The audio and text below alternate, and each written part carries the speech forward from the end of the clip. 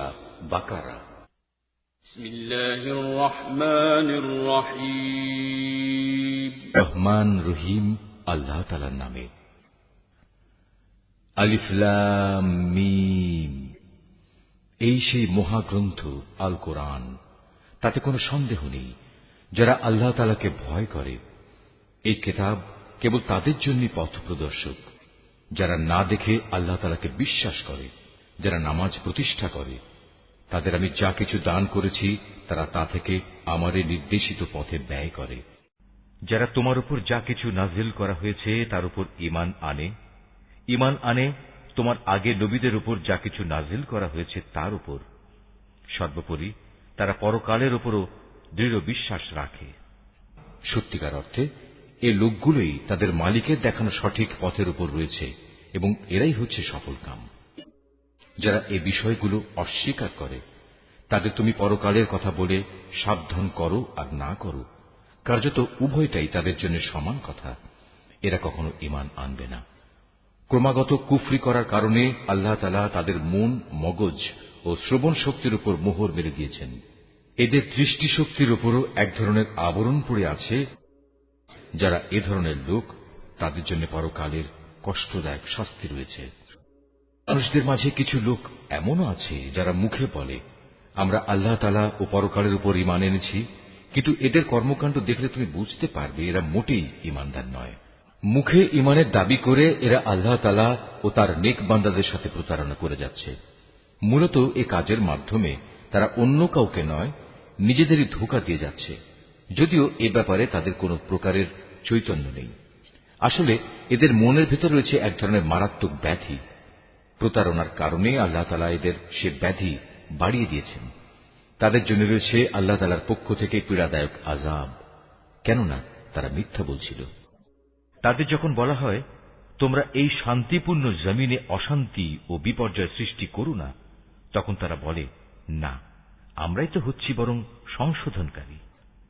অথচ এরাই হচ্ছে জমিনে যাবতীয় বিপর্যয় সৃষ্টিকারী, যদিও তারা এ ব্যাপারে কোনো চৈতন্য রাখে না। তাদের যখন বলা হয়, অন্য লোকেরা যেমন ঈমান এনেছে তোমরাও তেমনি ভাবে ঈমান আনো, তারা বলে, হে নবী, তুমি কি চাও আমরাও নির্বোধ লোকদের মতো ঈমান আনি? আসলে নির্বোধ তো হচ্ছে এরা নিজেরাই, যদিও তারা এই কথাটা জানে না। মুনাফিকদের অবস্থা হচ্ছে, তারা যখন ঈমানদার লোকদের সাথে মিলিত হয় তখন বলে, আমরা ঈমান এনেছি। আবার যখন একাকী তাদের শয়তানদের সাথে মিলিত হয় তখন বলে, আমরা তো তোমাদের সাথেই আছি। ঈমানের কথা বলে ওদের সাথে আমরা ঠাট্টা করছি মাত্র। মূলত আল্লাহ তাআলাই তাদের সাথে ঠাট্টা করে যাচ্ছেন। আল্লাহ তাআলাই তাদের অবকাশ দিয়ে রেখেছেন। তারা তাদের বিদ্রোহে বিভ্রান্তের ন্যায় ঘুরে বেড়াচ্ছে, জেনে বুঝে হিদায়াতের বিনিময়ে গোমরাহি কিনে নিয়েছে। তাদের এ ব্যবসাটা কিন্তু মোটেই লাভজনক হয়নি এবং এরা সঠিক পথের অনুসারীও নয়। এদের উদাহরণ হচ্ছে সে হতভাগ্য ব্যক্তির মতো, যে অন্ধকারে আগুন জ্বালাতে চাইল, যখন তা তার গোটা পরিবেশটাকে আলোকোজ্জ্বল করে দিল, তখন হঠাৎ করে আল্লাহ তাআলা তাদের কাছ থেকে আলোটুকু ছিনিয়ে দিলেন এবং তাদের এমন অন্ধকারে ফেলে রাখলেন যে তারা কিছুই দেখতে পেল না। এদের অবস্থা হচ্ছে, এরা কানেও শোনে না, চোখেও দেখে না, মুখ দিয়ে কথাও বলতে পারে না। অতএব এসব লোক সঠিক পথের দিকে ফিরে আসবে না।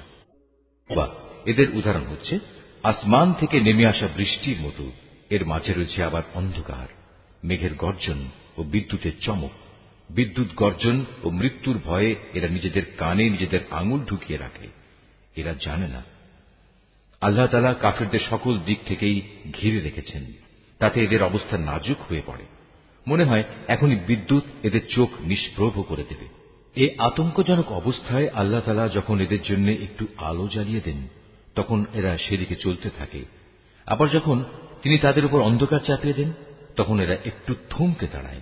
অথচ আল্লাহ তাআলা চাইলে সহজেই তাদের শোনার ও দেখার ক্ষমতা ছিনিয়ে নিতে পারতেন। নিশ্চয়ই তিনি সর্বশক্তিমান। হে মানুষ, তোমরা সেই মহান আল্লাহ তাআলার দাসত্ব স্বীকার করো, যিনি তোমাদের এবং তোমাদের আগে যারা ছিল তাদের সবাইকে পয়দা করেছেন। আশা করা যায় এর ফলে তোমরা যাবতীয় সংকট থেকে বেঁচে থাকতে পারবে। তিনি সে মহান সত্তা, যিনি জমিনকে তোমাদের জন্য শয্যা বানালেন, আসমানকে বানালেন ছাদ এবং আসমান থেকে পানি পাঠালেন, তার সাহায্যে তিনি নানা প্রকারের ফলমূল উৎপাদন করে তোমাদের জীবিকার ব্যবস্থা করলেন।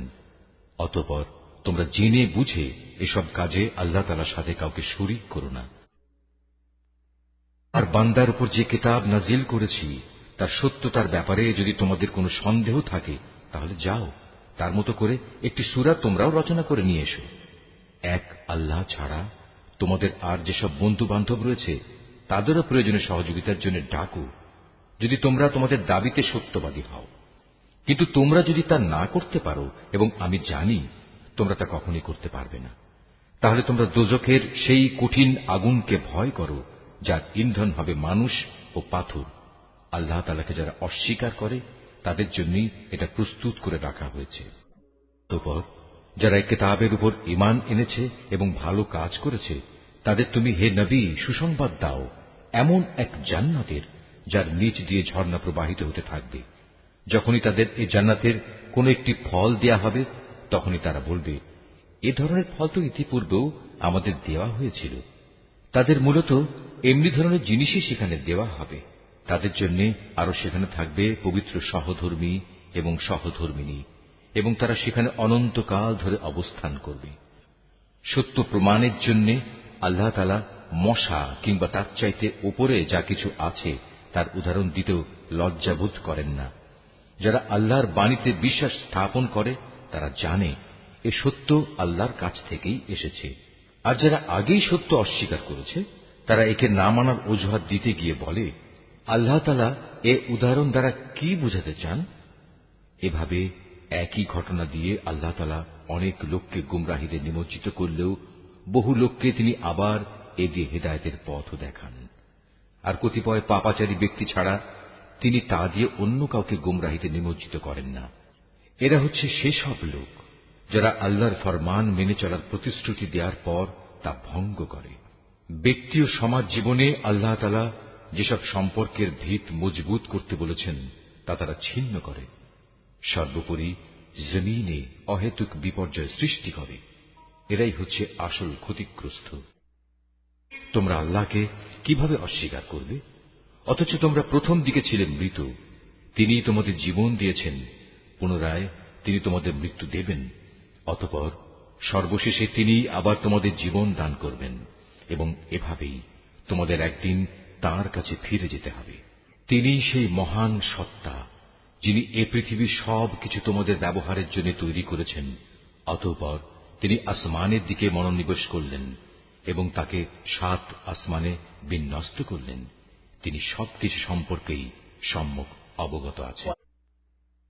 নবী, স্মরণ করো যখন তোমার মালিক তাঁর ফেরেশতাদের সম্বোধন করে বললেন, আমি পৃথিবীতে আমার খলিফা বানাতে চাই।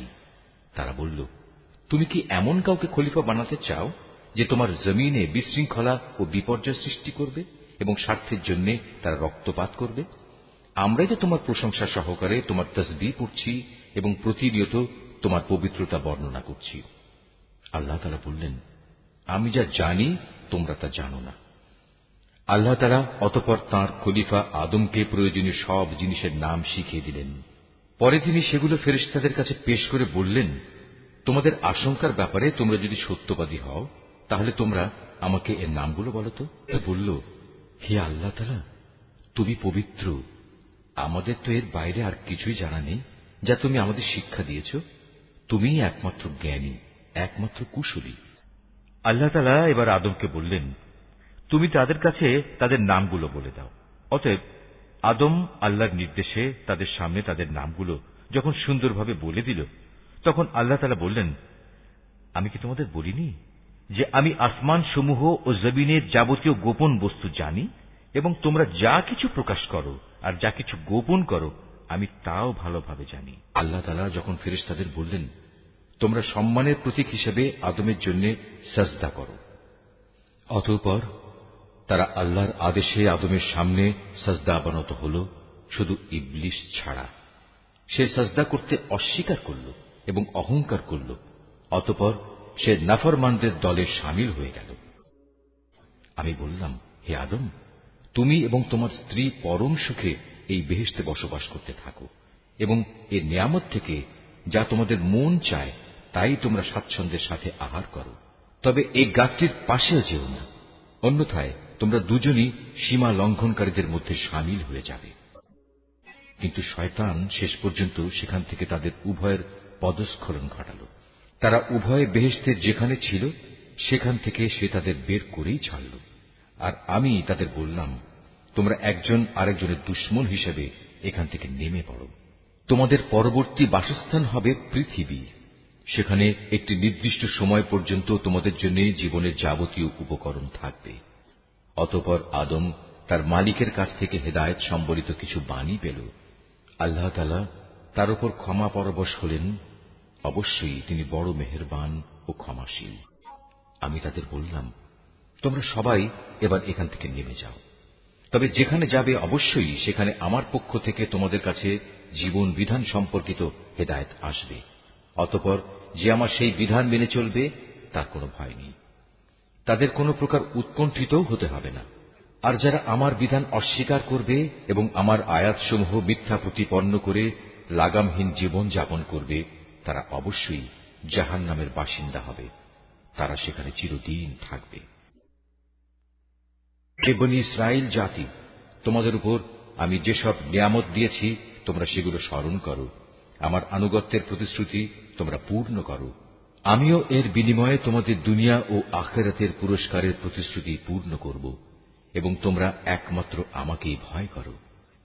আমি মুহাম্মাদের কাছে যা কোরআন নাজিল করেছি তোমরা এর উপর ঈমান আনো, যা তোমাদের কাছে যা কিছু আছে তার সত্যায়নকারী।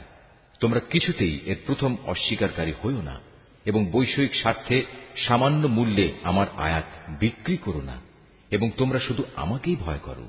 তোমরা মিথ্যা দিয়ে সত্যকে পোশাক পরিয়ে দিও না, এবং সত্যকে জেনে বুঝে লুকিয়েও রেখো না। তোমরা নামাজ প্রতিষ্ঠা করো, যাকাত আদায় করো। যারা আমার সামনে অবনত হয় তাদের সাথে মিলে তোমরাও আমার আনুগত্য স্বীকার করো। তোমরা কি মানুষদের ভালো কাজের আদেশ করো এবং নিজেদের জীবনে তা বাস্তবায়নের কথা ভুলে যাও? অথচ তোমরা সবাই আল্লাহর কেতাব পড়ো, কিন্তু কেতাবের এ কথা তোমরা কি বোঝো না? হে ঈমানদার ব্যক্তিরা, তোমরা সবর ও নামাজের মাধ্যমে আল্লাহর কাছে সাহায্য চাও। যাবতীয় হক আদায় করে নামাজ প্রতিষ্ঠা করা অবশ্যই একটা কঠিন কাজ, কিন্তু যারা আল্লাহকে ভয় করে তাদের কথা আলাদা।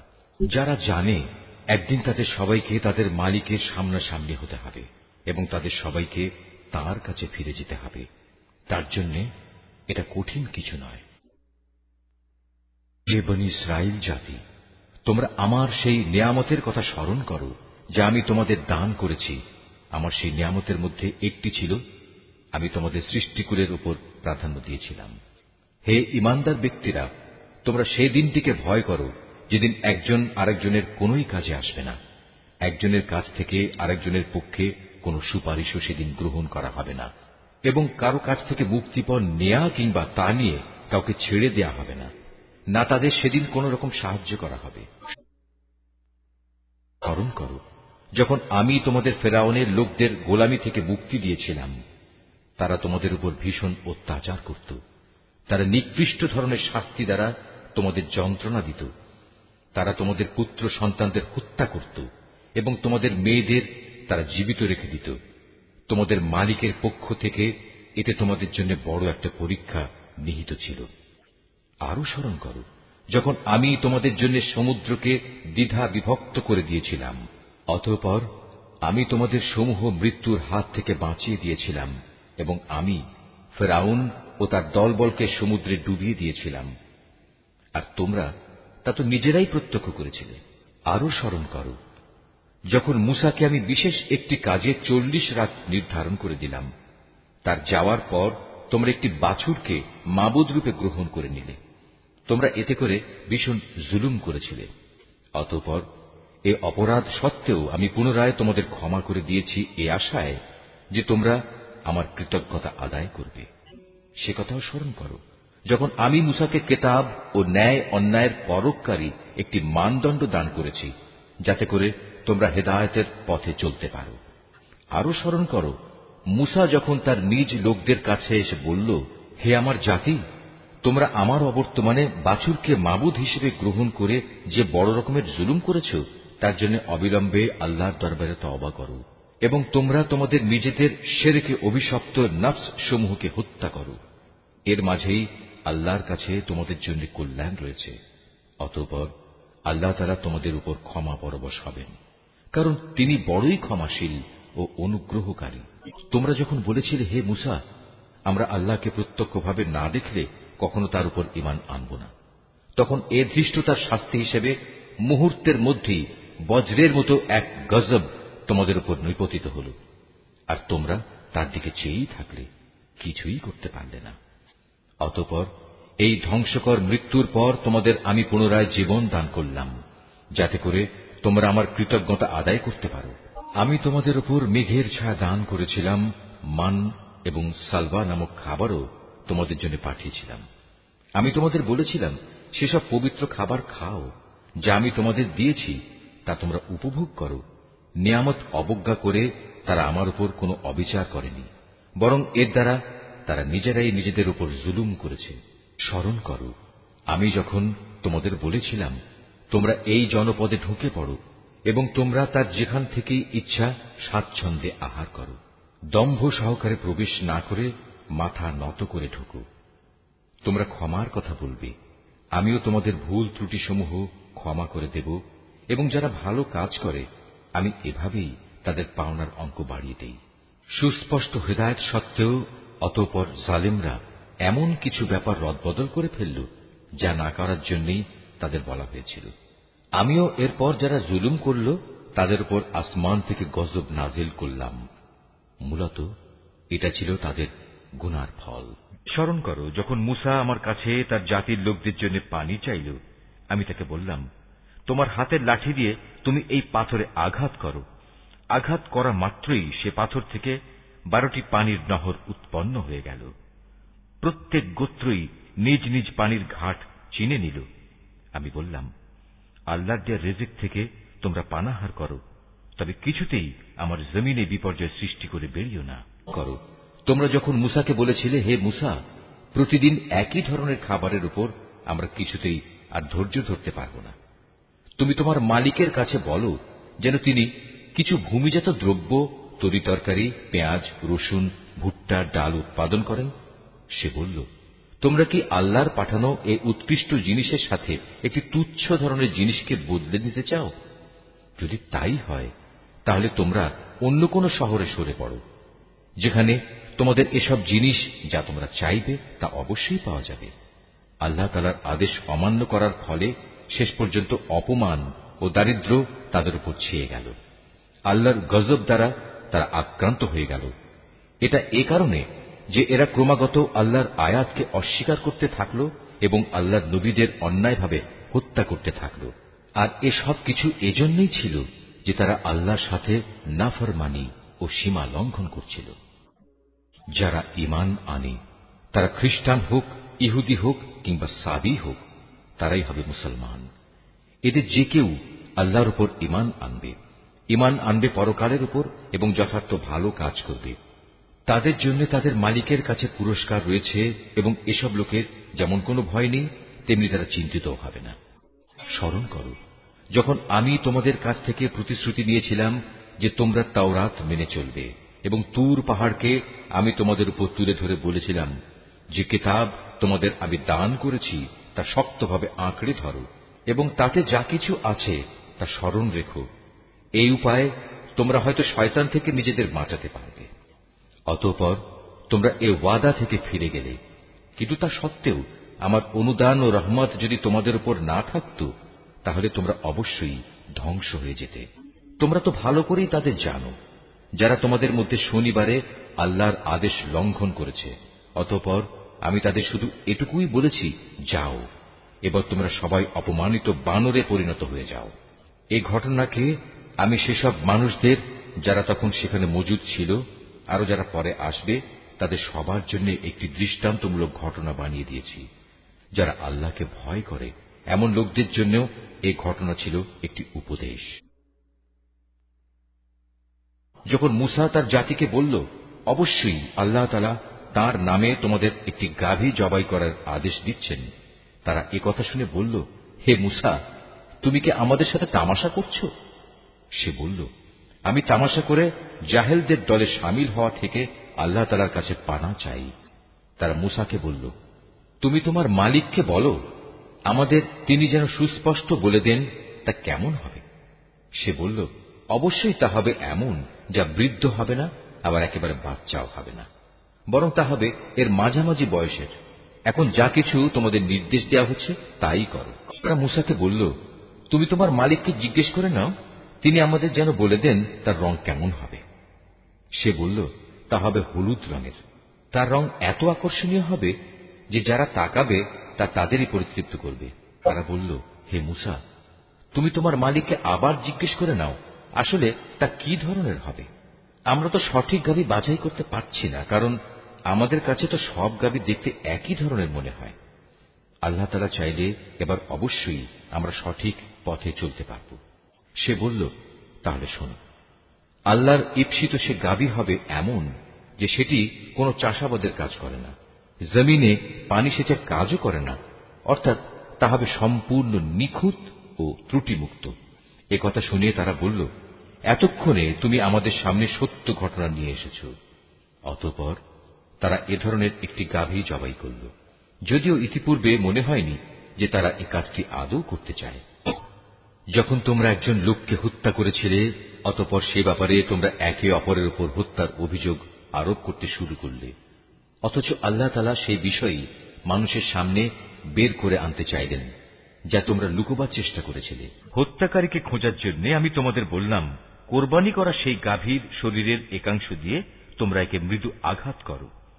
এভাবেই আল্লাহ তাআলা মৃত ব্যক্তিকে জীবন দান করবেন এবং এই ঘটনা দ্বারা তিনি তোমাদের কাছে তাঁর জ্ঞানের নিদর্শনসমূহ তুলে ধরেন। আশা করা যায় তোমরা সত্য অনুধাবন করবে। কিন্তু এত বড় একটি নিদর্শন সত্ত্বেও অতঃপর তোমাদের মন কঠিন হয়ে গেল, এমন কঠিন যেন তা শক্ত পাথর, বরং মাঝে মাঝে মনে হয় পাথরের চেয়েও বুঝি তা বেশি কঠিন। কেননা কিছু পাথর এমন আছে যা থেকে মাঝে মাঝে ঝর্ণাধারা নির্গত হয়, আবার কোনো কোনো সময় তা বিদীর্ণ হয়ে ফেটেও যায় এবং তা থেকে পানির ফোয়ারাও বেরিয়ে আসে। অবশ্য এর মধ্যে থেকে এমন কিছু পাথর আছে যা আল্লাহর ভয়ে ধসে পড়ে। আল্লাহ তাআলা তোমাদের কার্যকলাপ সম্পর্কে মোটেই গাফেল নন। ঈমানদার লোকেরা, এরপরেও তোমরা কি এই আশা পোষণ করো যে এরা তোমাদের সাথে তোমাদের দ্বীনের জন্য ঈমান আনবে? অথচ এদের একাংশ যুগ যুগ ধরে আল্লাহর কিতাব শুনে আসছে, অতঃপর তারা তাকে বিকৃত করছে, অথচ এরা ভালো করেই তা জানে। অবস্থা হচ্ছে, এরা যখন ঈমানদারদের সাথে সাক্ষাৎ করে তখন বলে, আমরা ঈমান এনেছি, কিন্তু এরাই আবার যখন গোপনে একে অপরের সাথে মিলিত হয় তখন বলে, তোমরা কি মুসলমানদের কাছে সেসব কথা প্রকাশ করে দাও যা আল্লাহ তাআলা মুহাম্মদের নবুয়ত সম্পর্কে আগেই তাওরাতে তোমাদের উপর ব্যক্ত করেছেন। খবরদার, তোমরা এমনটি কখনো করো না, তাহলে তারা একদিন তোমাদের মালিকের সামনে এটা দিয়েই তোমাদের বিরুদ্ধে সাক্ষ্য উত্থাপন করবে। তোমরা কি এটুকু কথাও বুঝতে পারো না? এরা কি জানে না আল্লাহর কিতাবে যা কিছু এরা গোপন করে, আবার নিজেদের স্বার্থে তারা যা প্রকাশ করে তা সবই আল্লাহ তাআলা জানেন। এদের আরেকটি দল যারা একান্ত অশিক্ষিত, নিরক্ষর, এরা আল্লাহর কিতাব সম্পর্কে কিছুই জানে না। আল্লাহর কিতাব যেন এদের কাছে একটি নিছক ধ্যান ধারণা সর্বস্ব পুস্তক মাত্র। এরা শুধু অমূলক ধারণাই করে থাকে। সেসব লোকের জন্য ধ্বংস অনিবার্য যারা হাত দিয়ে কিতাব লিখে নেয়, তারপর দুনিয়ার সামনে বলে এগুলো হচ্ছে আল্লাহ তাআলার পক্ষ থেকে অবতীর্ণ শরীয়তের বিধান। তাদের উদ্দেশ্য হচ্ছে যেন তা দিয়ে দুনিয়ার কিছু স্বার্থ তারা কিনে নিতে পারে। অতঃপর তাদের হাত যা কিছু রচনা করেছে তার জন্য তাদের ধ্বংস ও দুর্ভোগ, যা কিছু তারা উপার্জন করেছে তার জন্য তাদের দুর্ভোগ। নির্বোধ লোকেরা বলে, জাহান্নামের আগুন কখনোই আমাদের স্পর্শ করবে না, একান্ত যদি করেও তা হবে নির্দিষ্ট কয়েকটা দিনের জন্য মাত্র। হে নবী, তুমি তাদের বলো, তোমরা কি আল্লাহর কাছ থেকে এমন কোন প্রতিশ্রুতি আদায় করে নিয়েছ? আল্লাহ তাআলা তো কখনো তার প্রতিশ্রুতি ভঙ্গ করেন না। না তোমরা জেনে বুঝেই আল্লাহ তাআলা সম্পর্কে এমন সব কথা বলে বেড়াচ্ছ যা তোমরা নিজেরাই জানো না। হ্যাঁ, যে কোনো ব্যক্তি স্বেচ্ছায় অপরাধ করেছে এবং যাকে তার পাপ ঘিরে রেখেছে, এমন লোকেরাই হচ্ছে জাহান্নামের অধিবাসী, এবং সেখানে তারা চিরদিন অবস্থান করবে। আবার যারাই আল্লাহর উপর ঈমান আনবে এবং ভালো কাজ করবে, তারা বেহেশতবাসী হবে, তারা সেখানে চিরদিন থাকবে। যখন আমি বনী ইসরায়েলদের কাছ থেকে এ মর্মে প্রতিশ্রুতি নিয়েছিলাম যে তোমরা আল্লাহ তাআলা ছাড়া অন্য কারো ইবাদত করবে না এবং মাতা পিতার সাথে সৎ ব্যবহার করবে, আত্মীয় স্বজন, এতিম মিসকিনদের সাথে ভালো ব্যবহার করবে, মানুষদের সুন্দর কথা বলবে, নামাজ প্রতিষ্ঠা করবে, যাকাত প্রদান করবে, কিন্তু এ সত্ত্বেও তোমাদের মধ্যে সামান্য কিছু সংখ্যক লোক ছাড়া অধিকাংশই অতঃপর সেদিন ফিরে গেছ। এভাবেই তোমরা প্রতিশ্রুতি থেকে মুখ ফিরিয়ে নিয়েছিলে। তোমাদের কাছ থেকে আমি এ প্রতিশ্রুতিও নিয়েছিলাম যে তোমরা কেউ কারো রক্তপাত করবে না এবং নিজেদের লোকদের তাদের ঘর বাড়ি থেকে উচ্ছেদ করবে না। অতঃপর তোমরা তা স্বীকার করে নিয়েছিলে। তোমরা তো নিজেরাই এ সাক্ষ্য দিচ্ছ। পর এই তো হচ্ছে, তোমরা একে অপরকে তোমরা হত্যা করতে লাগলে। তোমাদের এক দলকে তোমরা তাদের ভিটে মাটি থেকে বিতাড়িত করে দিতে লাগলে। অন্যায় এবং জুলুম দ্বারা জালেমদের তোমরা তাদের উপর পৃষ্ঠপোষকতা করতে থাকলে। শুধু তাই নয়, কোন লোক যুদ্ধবন্দী হয়ে তোমাদের কাছে এলে তোমরা তাদের জন্য মুক্তিপণ দাবি করো, অথচ তাদের ঘরবাড়ি থেকে উচ্ছেদ করাটাই ছিল তোমাদের উপর অবৈধ কাজ এবং আল্লাহ তাআলাকে দেয়া প্রতিশ্রুতির লঙ্ঘন। তোমরা কি তাহলে আল্লাহর কিতাবের একাংশ বিশ্বাস করো এবং আরেকাংশ অবিশ্বাস করো? সাবধান, কখনো যদি কোনো জাতি কিংবা ব্যক্তি দ্বীনের অংশ বিশেষের উপর ঈমান আনয়নের এ আচরণ করে, তাদের শাস্তি এছাড়া আর কি হবে? যে পার্থিব জীবনে তাদের লাঞ্ছনা ভোগ করতে হবে, তাদের পরকালেও কঠিনতম আযাবের দিকে নিক্ষেপ করা হবে। তোমরা প্রতিনিয়ত যা করছ, আল্লাহ তাআলা সে সব কিছু থেকে মোটেও উদাসীন নন। বস্তুত এই লোকেরা আখিরাতের স্থায়ী জীবনের বিনিময়ে দুনিয়ার অস্থায়ী জীবন খরিদ করে নিয়েছে। এরা যেহেতু আযাব বিশ্বাসই করেনি, তাই আল্লাহ তাআলার পক্ষ থেকে তাদের আযাব কিঞ্চিত পরিমাণ হালকা করা হবে না, আর না তাদের কোন দিক থেকে কোন রকম সাহায্য করা হবে। মূসাকে কিতাব দিয়েছি, তারপর একে একে আমি আরো অনেক নবী পাঠিয়েছি এবং বাপ ছাড়া সন্তান পয়দা করার মতো সুস্পষ্ট নিদর্শন দিয়ে আমি মরিয়ম পুত্র ঈসাকে পাঠিয়েছি এবং আমার পাঠানো বাণী ও পবিত্র আত্মার মাধ্যমে তাকে আমি সাহায্য করেছি। অথচ যখনই তোমাদের কাছে আল্লাহর কোন নবী আসত, তোমাদের মনোপুত না হলে তোমরা অহংকারের বশবর্তী হয়ে তাদের অস্বীকার করেছ। তাদের কাউকে তোমরা মিথ্যাবাদী বলেছ, আবার তাদের একদলকে তোমরা হত্যাও করেছ। তারা বলে, হিদায়াতের জন্য আমাদের মন ও তার দরজা বন্ধ হয়ে আছে। আসলে আল্লাহ তাআলাকে তাদের ক্রমাগত অস্বীকার করার কারণে তিনি তাদের উপর অভিসম্পাত করেছেন। অতঃপর তাদের সামান্য পরিমাণ লোকই আল্লাহর উপর ঈমান এনেছে। এখনই তাদের কাছে আল্লাহর কাছ থেকে কিতাব নাজিল হল, যা তাদের কাছে মজুদ কিতাবের সত্যতা স্বীকার করে। তাছাড়া এর আগে তারা নিজেরাই সমাজের অন্যান্য কাফেরদের উপর বিজয়ী হওয়ার জন্য এই কিতাব ও তার বাহকের আগমন কামনা করেছিল। কিন্তু আজ যখন তা তাদের কাছে এলো এবং যা তারা যথাযথ চিনতেও পারল, তাই তারা অস্বীকার করল। যারা আল্লাহর কিতাব অস্বীকার করে, তাদের উপর আল্লাহর অভিসম্পাত নাজিল হোক। কত নিকৃষ্ট বস্তু সেটি, যার বিনিময়ে তারা তাদের নিজেদের মন প্রাণ বিক্রয় করে দিয়েছে। শুধু গোঁড়ামির বশবর্তী হয়েই তারা আল্লাহর নাজিল করা বিধান অস্বীকার করেছে, শুধু এ কারণে যে আল্লাহ তাআলা তার বান্দাদের মধ্যে থেকে যাকে চান তাকে নবুয়ত দিয়ে অনুগ্রহ করেন। তাদের এ কুফরির ফলে তারা ক্রোধের উপর ক্রোধে আক্রান্ত হল। আর কাফেরদের জন্য তো এমনই অপমানজনক শাস্তি রয়েছে। তাদের বলা হয়, আল্লাহ তাআলা যা কিছু নাজিল করেছেন তার উপর ঈমান আনো। তারা বলে, আমরা তো শুধু সেসব কিছুর উপর ঈমান আনি যা আমাদের বনী ইসরাইল জাতির উপর নাজিল করা হয়েছে। এর বাইরে যা তারা অস্বীকার করে, অথচ তা একান্ত সত্য, তা তাদের কাছে নাজিল করা আল্লাহর কথাগুলোকেও সত্য বলে স্বীকার করে। হে নবী, তুমি বলো, তোমরা যদি বিশ্বাসী হও তাহলে আল্লাহর নবীদের ইতিপূর্বে তোমরা কেন হত্যা করেছিলে? তোমাদের কাছে তো একসময় সুস্পষ্ট নিদর্শন সহকারে মূসাও নবী হয়ে এসেছিল, অথচ তার সামান্য কয়েকদিনের অনুপস্থিতির পরেই তোমরা একটি বাছুরকে মাবুদ হিসেবে গ্রহণ করে নিলে। কত বড় জালেম ছিলে তোমরা! আরো স্মরণ করো, যখন আমি তোমাদের কাছ থেকে একটি প্রতিশ্রুতি আদায় করেছিলাম, তোমাদের মাথার উপর তুর পাহাড় তুলে ধরে আমি বলেছিলাম যা কিছু বিধি বিধান আমি তোমাদের দিয়েছি তা শক্ত করে আঁকড়ে ধরো এবং আমার কথাগুলো শুনো। এর জবাবে তারা মুখে তো বলল, হ্যাঁ আমরা তোমার কথা শুনেছি, কিন্তু বাস্তব জীবনে তা অস্বীকার করে বলল, আমরা তা অমান্য করলাম। আসলে আল্লাহ তাআলাকে তাদের অস্বীকার করার কারণে সেই বাছুরকে মাবুদ বানানোর নেশা তখনও তাদের মনকে আকৃষ্ট করে রেখেছিল। তুমি তাদের বলো, যদি তোমরা সত্যি মোমেন হও তাহলে বলতে পারো, এটা কত খারাপ ঈমান যা একজন ব্যক্তিকে এ ধরনের কাজের আদেশ দেয়। যদি তোমরা মনে করো অন্যদের বদলে পরকালের নিবাস আল্লাহর কাছে শুধু তোমাদের জন্য নির্দিষ্ট, তাহলে যাও, তা পাওয়ার জন্য তোমরা মৃত্যু কামনা করো, যদি তোমরা সত্যবাদী হও। হে নবী, তুমি জেনে রাখো, এরা কখনোই কামনা করবে না আল্লাহর সাথে যে আচরণ এরা করেছে, এবং নিজেদের হাত দিয়ে এরা যা কিছু অর্জন করেছে তার পরিণাম জানার পর এরা কখনো তা কামনা করবে না। আল্লাহ তাআলা জালেমদের ভালো করে জানেন। সত্যি কথা হচ্ছে, এদেরকেই বরং তুমি দেখতে পাবে বেঁচে থাকার ব্যাপারে এরা বেশি লোভী। আল্লাহ তাআলার সাথে যারা শিরক করে, এ বনী ইসরায়েলের লোকেরা তাদের চেয়েও এক কদম অগ্রসর।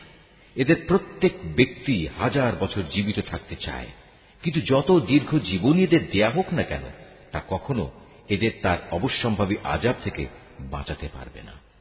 আল্লাহ তাআলা এদের যাবতীয় কাজকর্ম পুঙ্খানুপুঙ্খ পর্যবেক্ষণ করেন। হে নবী, তুমি বলো, কে সে ব্যক্তি যে জিব্রাইলের শত্রু হতে পারে, অথচ সে তো আল্লাহর আদেশে আল্লাহর বাণীসমূহ তোমার অন্তঃকরণে নাজিল করে দেয়, তাও এমন এক বাণী যা তাদের কাছে মজুদ বিষয়সমূহের সত্যতা স্বীকার করে। সর্বোপরি এ হচ্ছে মোমেনদের জন্য সুসংবাদবাহী গ্রন্থ। যারা আল্লাহর শত্রু তার বাণীবাহক ফেরেশতার ও নবী রসুলের শত্রু জিব্রাইলের ও মিকাইলের, তারা একদিন এ কথাটা বুঝতে পারবে। স্বয়ং আল্লাহ তাআলাই হচ্ছেন কাফেরদের বড় শত্রু। আমি তোমার কাছে সুস্পষ্ট নিদর্শন পাঠিয়েছি, পাপী ব্যক্তিরা ছাড়া এ সব কিছু কেউই অস্বীকার করতে পারে না। কিংবা যখনই তারা আল্লাহর সাথে কোনো ওয়াদা করেছে তখনই তাদের এক দল তা ভঙ্গ করেছে। আসলে তাদের অধিকাংশই ঈমানদার ছিল না।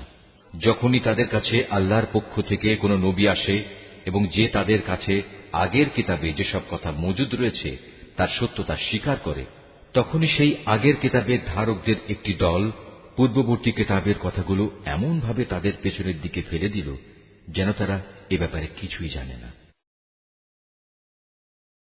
আল্লাহর প্রতি অবজ্ঞা প্রদর্শন করেই এরা ক্ষান্ত হয়নি। জাদু মন্ত্রের এমন কিছু জিনিসও এরা অনুসরণ করতে শুরু করল যা শয়তান কর্তৃক সুলাইমান নবীর রাজত্বের সময় সমাজে চালু করা হয়েছিল। সত্য কথা হচ্ছে, সুলাইমান কখনো জাদুকে আল্লাহ বিরোধী কাজে ব্যবহার করে আল্লাহকে অস্বীকার করেনি। আল্লাহকে তো অস্বীকার করেছে সেসব অভিশপ্ত শয়তান যারা মানুষকে জাদুমন্ত্র শিক্ষা দিয়েছে।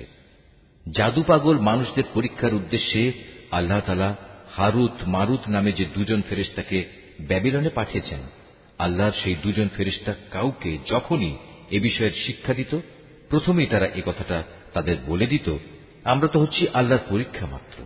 অতএব কোন অবস্থায় তুমি এ বিদ্যা দিয়ে আল্লাহ তাআলাকে অস্বীকার করো না।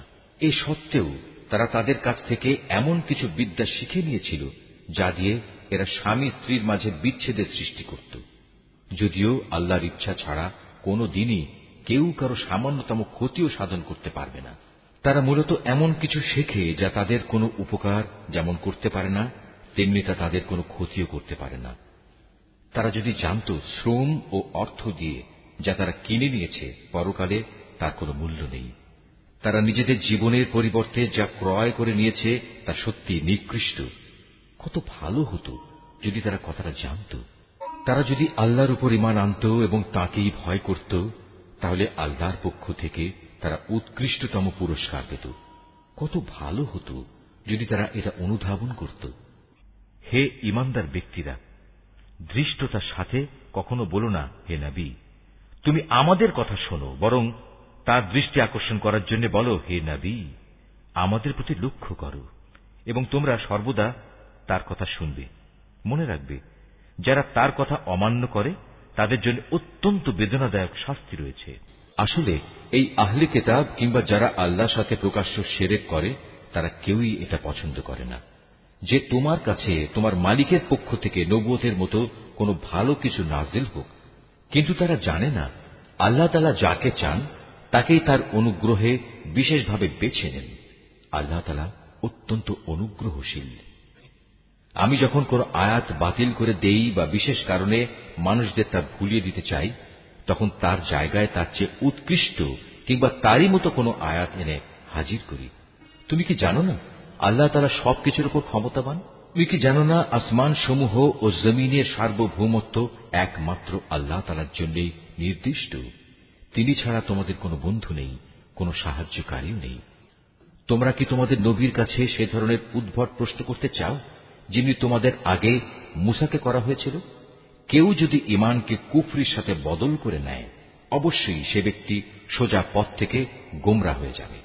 আহলে কিতাবদের অনেকেই বিদ্বেষের কারণে চাইবে যেভাবেই হোক তোমাদের ঈমানের আলোর বদলে আবার সেই কুফরির অন্ধকারে ফিরিয়ে নিতে।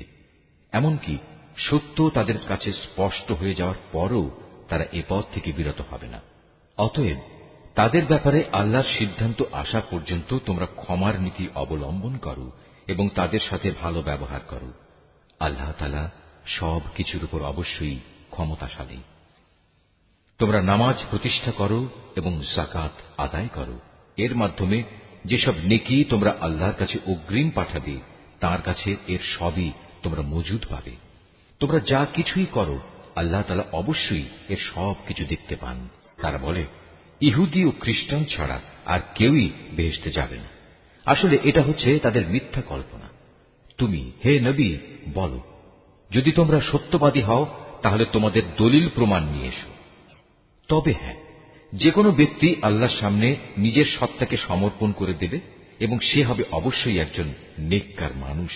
তার জন্য তার মালিকের কাছে এর বিনিময় রয়েছে। তাদের কোনো ভয়ভীতি নেই, আর না সেদিন তাদের চিন্তান্বিত হতে হবে। ইহুদিরা বলে খ্রিস্টানরা কোনো কিছুর উপর প্রতিষ্ঠিত নয়, খ্রিস্টানরা বলে ইহুদিরা কোনো কিছুর উপর প্রতিষ্ঠিত নয়। অথচ এদের অবস্থা হচ্ছে এরা উভয়ই আল্লাহর কেতাব পাঠ করে, আদৌ আল্লাহর কেতাবের কোনো কিছুই জানে না। এমন লোকেরা আবার এদের উভয় সম্পর্কে একই ধরনের কথা বলে। তারা যে বিষয়ে মতবিরোধ করছে আল্লাহ তাআলা শেষ বিচারের দিনে সে বিষয়ে তাদের মাঝে মীমাংসা করে দেবেন। সে ব্যক্তির চেয়ে বড় জালেম আর কে আছে যে ব্যক্তি আল্লাহর ঘর মসজিদে তার নাম স্মরণ করতে বাধা দেয় এবং তার ধ্বংস সাধনে সচেষ্ট হয়। এ ধরনের লোকদের বস্তুত তাতে ঢোকার কোনো যোগ্যতাই নেই। তবে একান্ত ভীত সন্ত্রস্তভাবে ঢুকলে তা ভিন্ন কথা। তাদের জন্য পৃথিবীতে যেমন অপমান লাঞ্ছনা রয়েছে, তেমনি রয়েছে পরকালে কঠিনতম শাস্তি। এরা কেবলা বদলের ব্যাপারেও মতবিরোধ করেছিল, অথচ পূর্ব পশ্চিম সবই তো আল্লাহ তাআলার। তাছাড়া তোমরা যেদিকেই মুখ ফিরাবে সেদিকেই তো আল্লাহ তাআলা রয়েছেন। আল্লাহ তাআলা সর্বব্যাপী এবং জ্ঞানী। খ্রিস্টান লোকেরা বলে আল্লাহ তাআলা অমুককে নিজের সন্তান রূপে গ্রহণ করেছেন, অথচ যাবতীয় পবিত্রতা একান্তভাবে তাঁর। তিনি এ সব কিছুর অনেক ঊর্ধ্বে। আসমান সমূহ ও জমিনের সব কিছুই তাঁর জন্য। এর প্রতিটি বস্তুই তাঁর একান্ত অনুগত। আসমান সমূহ ও জমিনের তিনিই স্রষ্টা। যখন তিনি কোনো একটি বিষয়ের সিদ্ধান্ত করেন সে ব্যাপারে শুধু এটুকুই বলেন হও, আর সাথে সাথেই তা হয়ে যায়। যারা সঠিক কথা জানে না তারা বলে আল্লাহ তাআলা নিজে আমাদের সাথে কথা বলেন না কেন, অথবা এমন কোন নিদর্শন আমাদের কাছে কেন পাঠান না যার মাধ্যমে আমরা তাকে দেখতে পাব। এদের আগের লোকেরাও এদের মতো করেই কথা বলত। এদের সবার মন আসলে একই ধরনের। আল্লাহকে যারা দৃঢ়ভাবে বিশ্বাস করে আমি তাদের জন্য আমার নিদর্শন সমূহ সুস্পষ্ট করে পেশ করে দিয়েছি। অবশ্যই আমি তোমাকে সত্য দিন সহ পাঠিয়েছি আযাবের ভীতি প্রদর্শনকারী ও জান্নাতের সুসংবাদবাহী হিসেবে। জেনে রেখো, তোমাকে জাহান্নামের অধিবাসীদের দায় দায়িত্বের ব্যাপারে প্রশ্ন করা হবে না। ইহুদি ও খ্রিস্টানরা কখনো তোমার ওপর খুশি হবে না। হ্যাঁ, তুমি যদি কখনো তাদের দলের অনুসরণ করতে শুরু করো তখনই এরা খুশি হবে। তুমি তাদের বলে দাও আল্লাহ তাআলার হেদায়েতই হচ্ছে একমাত্র পথ। সাবধান, তোমার কাছে সঠিক জ্ঞান আসার পরও যদি তুমি তাদের ইচ্ছানুসারে চলতে থাকো তাহলে আল্লাহ তাআলা ছাড়া তুমি কোনো বন্ধু ও সাহায্যকারী পাবে না। আহলে কিতাবদের মাঝে এমন কিছু লোক আছে যারা এ কোরআনকে যেভাবে নিষ্ঠার সাথে পড়া দরকার সেভাবেই পড়ে, তারা তার উপর ঈমানও আনে। যারা একে অস্বীকার করে তারাই হচ্ছে ক্ষতিগ্রস্ত লোক। হে বনী ইসরাইল জাতি, তোমরা আমার সে নিয়ামত স্মরণ করো যা আমি তোমাদের দান করেছি। সে নিয়ামতের অংশ হিসেবে আমি তোমাদের দুনিয়ার অন্যান্য জাতির উপর শ্রেষ্ঠত্ব দান করেছি। তোমরা সেই দিনটিকে ভয় করো যেদিন একজন মানুষ আরেকজনের কোনোই কাজে আসবে না। সেদিন তার কাছ থেকে কোন রকম বিনিময়ও নেওয়া হবে না। আবার একের পক্ষে অন্যের সুপারিশও সেদিন কোনো উপকারে আসবে না। সেদিন এসব লোকদের কোন রকম সাহায্যও করা হবে না। আরো স্মরণ করো যখন ইব্রাহিমকে তার রব কতিপয় বিষয়ে তার আনুগত্যের পরীক্ষা নিলেন, অতঃপর তা পুরোপুরি সে আদায় করল। আল্লাহ তাআলা বললেন, এবার আমি তোমাকে মানব জাতির জন্য নেতা বানাতে চাই। সে বলল, আমার ভবিষ্যৎ বংশধররাও কি নেতা হিসেবে বিবেচিত হবে? আল্লাহ তাআলা বললেন, আমার প্রতিশ্রুতি জালেমদের কাছে পৌঁছবে না। করো, আমি যখন মানুষদের মিলনস্থল ও নিরাপত্তার কেন্দ্র হিসেবে এই কাবা ঘরটি নির্মাণ করেছিলাম, আমি তাদের আদেশ দিয়েছিলাম, তোমরা ইব্রাহিমের দাঁড়ানোর স্থানটিকে নামাজের স্থান হিসেবে গ্রহণ করো। আমি ইব্রাহিম ও ইসমাইলকে আদেশ দিয়েছিলাম যেন তারা আমার ঘর কাবাকে হজ ও ওমরার তাওয়াফকারীদের জন্য, আল্লাহর ইবাদতে আত্মনিয়োগকারীদের জন্য, সর্বোপরি তার নামে রুকু সেজদাকারীদের জন্য পবিত্র করে রাখে। ইব্রাহিম যখন বলেছিল, হে মালিক, এ শহরকে তুমি শান্তি ও নিরাপত্তার শহর বানিয়ে দাও এবং এখানকার অধিবাসীদের মাঝে যে ব্যক্তি আল্লাহ তাআলা এবং পরকালে বিশ্বাস করে তুমি তাদের ফলমূল দিয়ে আহারের যোগান দাও। আল্লাহ তাআলা বললেন, হ্যাঁ, যে ব্যক্তি আমাকে অস্বীকার করবে তাকেও আমি অল্প কয়েকদিন জীবনের উপায় উপকরণ সরবরাহ করতে থাকব। অতঃপর অচিরেই আমি তাদের আগুনের আযাব ভোগ করতে বাধ্য করব, যা সত্যি বড় নিকৃষ্টতম স্থান। ইব্রাহিম ও ইসমাইল যখন এই ঘরের ভিত্তি উঠাচ্ছিল তখন তারা আল্লাহর কাছে দোয়া করল, হে আমাদের মালিক, আমরা যে উদ্দেশ্যে এই ঘর নির্মাণ করেছি তা তুমি আমাদের কাছ থেকে কবুল করো। একমাত্র তুমি সবকিছু জানো এবং সবকিছু শোনো। তারা আরো বলল, হে আমাদের মালিক, আমাদের উভয়কেই তুমি তোমার অনুগত মুসলিম বান্দা বানাও এবং আমাদের পরবর্তী বংশধরদের মাঝ থেকেও তুমি তোমার একদল অনুগত বান্দা বানিয়ে দাও। হে মালিক, তুমি আমাদের তোমার ইবাদতের আনুষ্ঠানিকতা সমূহ দেখিয়ে দাও এবং তুমি আমাদের উপর দয়া পরবশ হও, কারণ তুমি অত্যন্ত দয়া পরবশ ও পরম দয়ালু।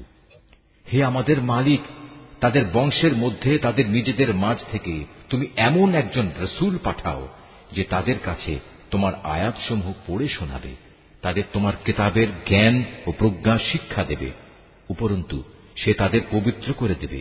হে আল্লাহ, তুমি আমাদের এই দোয়া কবুল করো, কারণ তুমি মহাপরাক্রমশালী ও পরম কুশলী।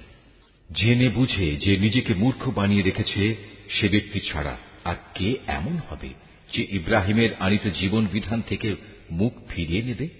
অথচ তাকে আমি দুনিয়ার নবুয়তের জন্য বাছাই করে নিয়েছি। শেষ বিচারের দিনেও সে আমার নেক লোকদের মধ্যে শামিল হবে। যখন আমি তাকে বললাম, তুমি আমার অনুগত মুসলিম হয়ে যাও, সে বলল, আমি সৃষ্টিকুলের মালিক আল্লাহ তাআলার পূর্ণ আনুগত্য স্বীকার করে নিলাম। যে পথ ইব্রাহিম নিজের জন্য বেছে নিল সে পথে চলার জন্য সে তার সন্তান সন্ততিকেও ওসিয়ত করে গেল। ইয়াকুবও তার সন্তানদের ওসিয়ত করে বলল, হে আমার সন্তানরা, নিশ্চয়ই আল্লাহ তাআলা তোমাদের জন্য এই দ্বীন ইসলাম মনোনীত করে দিয়েছেন। অতএব কোন অবস্থায় এই জীবন বিধানের আনুগত্য স্বীকার ব্যতি রেখে তোমরা মৃত্যুবরণ করো না। হে ইহুদি জাতি, তোমরা কি তখন সেখানে উপস্থিত ছিলে যখন ইয়াকুবের সামনে তার মৃত্যু এসে হাজির হল এবং সে যখন তার ছেলে মেয়েদের বলল, বলো, আমার মৃত্যুর পর তোমরা কার ইবাদত করবে? তারা বলল, আমরা অবশ্যই তোমার মাবুদ, তোমার পূর্বপুরুষ ইব্রাহিম, ইসমাইল ও ইসহাকের মাবুদের ইবাদত করব। এ মাবুদ হচ্ছেন একক, আমরা তার আত্মসমর্পণকারী বান্দা হয়ে থাকব। এরা ছিল এক ধরনের জাতি যারা আজ গত হয়ে গেছে। তারা যা করে গেছে তা তাদের নিজেদের জন্য, আবার তোমরা যা করবে তা হবে তোমাদের নিজেদের জন্য। তারা যা কিছু করছিল সে ব্যাপারে তোমাদের কিছু জিজ্ঞেস করা হবে না। বলে, তোমরা ইহুদি কিংবা খ্রিস্টান হয়ে যাও, তাহলে তোমরা সঠিক পথে পরিচালিত হবে। হে নবী, তুমি বলো, আমাদের কাছে তো বরং ইব্রাহিমের একনিষ্ঠ মতাদর্শই রয়েছে, আর সে কখনো মুশরিকদের অন্তর্ভুক্ত ছিল না। তোমরা বলো, আমরা তো আল্লাহর উপর ঈমান এনেছি এবং ঈমান এনেছি আল্লাহ তাআলা আমাদের কাছে যা কিছু নাজিল করেছেন তার উপর। আমাদের আগে ইব্রাহিম, ইসমাইল, ইসহাক, ইয়াকুব ও তাদের পরবর্তী সন্তানদের উপর যা কিছু নাজিল করা হয়েছে তাও আমরা মানি। তাছাড়া মুসা, ঈসা সহ সব নবীকে তাদের মালিকের পক্ষ থেকে যা কিছু দেওয়া হয়েছে তার উপর আমরা ঈমান এনেছি। আমরা এদের কারো মধ্যেই কোনো তারতম্য করি না। আমরা তো হচ্ছি আল্লাহরই অনুগত বান্দা। আর এরা যদি তোমাদের মতোই আল্লাহর উপর ঈমান আনত তাহলে তারাও সঠিক পথ পেত। তারা যদি সে পথ থেকে ফিরে আসে তাহলে তারা অবশ্যই উপদলীয় অনৈক্যের মাঝে পড়ে যাবে। আল্লাহ তাআলাই তোমার জন্য যথেষ্ট হবেন। তিনি শোনেন, তিনিই জানেন। হে নবী, তাদের তুমি বলো, আসল রং হচ্ছে আল্লাহ তাআলারই। এমন কে আছে যার রং তার রঙের চেয়ে উৎকৃষ্ট হতে পারে? আমরা ঘোষণা করছি আমরা তাঁরই ইবাদত করি। তুমি তাদের বলো, তোমরা কি স্বয়ং আল্লাহ তাআলার ব্যাপারেই আমাদের সাথে বিতর্কে লিপ্ত হতে চাও? অথচ তিনি যেমন আমাদের মালিক তেমনি তিনি তোমাদেরও মালিক। আমাদের কাজ আমাদের জন্য আর তোমাদের কাজ তোমাদের জন্য। আমরা তাঁর আনুগত্যের ব্যাপারে সবাই হচ্ছি নিষ্ঠাবান। অথবা তোমরা কি একথা বলতে চাও যে ইব্রাহিম, ইসমাইল, ইসহাক, ইয়াকুব ও তাদের বংশধররা সবাই ছিল ইহুদি কিংবা খ্রিস্টান? হে নবী, তুমি বলে দাও, এ ব্যাপারে তোমরা বেশি জানো না আল্লাহ তাআলা বেশি জানেন? যদি কোনো ব্যক্তি তার কাছে মজুদ আল্লাহর কাছ থেকে আগত সাক্ষ্য প্রমাণ গোপন করে তাহলে তার চেয়ে বড় জালেম আর কে হতে পারে? আল্লাহ তাআলা তোমাদের কাজকর্মের ব্যাপারে মোটেই গাফেল নন। তারাও ছিল এক ধরনের সম্প্রদায় যারা আজ গত হয়ে গেছে। তারা যা করে গেছে তা তাদের জন্য, আর তোমাদের কর্মফল হবে তোমাদের জন্য। তারা যা কিছু করছিল সে ব্যাপারে তোমাদের কিছু জিজ্ঞাসা করা হবে না। কিবলা বদলের ব্যাপারে মানুষদের ভেতর থেকে কিছু মূর্খ লোক অচিরেই বলতে শুরু করবে, এ কি হল? এতদিন যে কিবলার উপর তারা প্রতিষ্ঠিত ছিল, আজ কিসে তাদের সেদিক থেকে ফিরিয়ে দিল?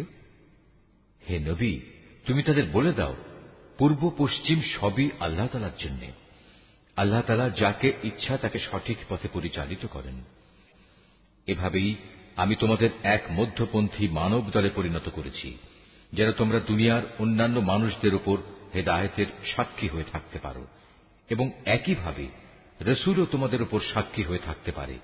যে কেবলার উপর তোমরা এতদিন প্রতিষ্ঠিত ছিলে, আমি তা এই উদ্দেশ্যেই নির্ধারণ করেছিলাম, যাতে করে আমি এ কথাটা জেনে নিতে পারি যে তোমাদের মধ্যে কে রসুলের অনুসরণ করে আর কে তার কথা থেকে ফিরে যায়। তাদের উপর এটা ছিল কঠিন পরীক্ষা। অবশ্য আল্লাহ তাআলা যাদের হেদায়েত দান করেছেন তাদের কথা আলাদা। আল্লাহ তাআলা কখনো তোমাদের ঈমান বিনষ্ট করবেন না। অবশ্যই আল্লাহ তাআলা মানুষদের সাথে বড় দয়ালু ও একান্ত মেহেরবান। কেবলা পরিবর্তনের জন্য তুমি আকাশের দিকে তাকিয়ে যেভাবে আমার আদেশের অপেক্ষায় থাকতে, তা আমি অবশ্যই দেখতে পেয়েছি। তাই আমি তোমার পছন্দ মতো দিককেই কেবলা বানিয়ে দিচ্ছি। এখন থেকে তোমরা এই মর্যাদা সম্পন্ন মসজিদের দিকে ফিরে নামাজ আদায় করতে থাকবে। তোমরা যেখানেই থাকো না কেন, তোমাদের মুখমণ্ডল সেদিকেই ফিরিয়ে দেবে।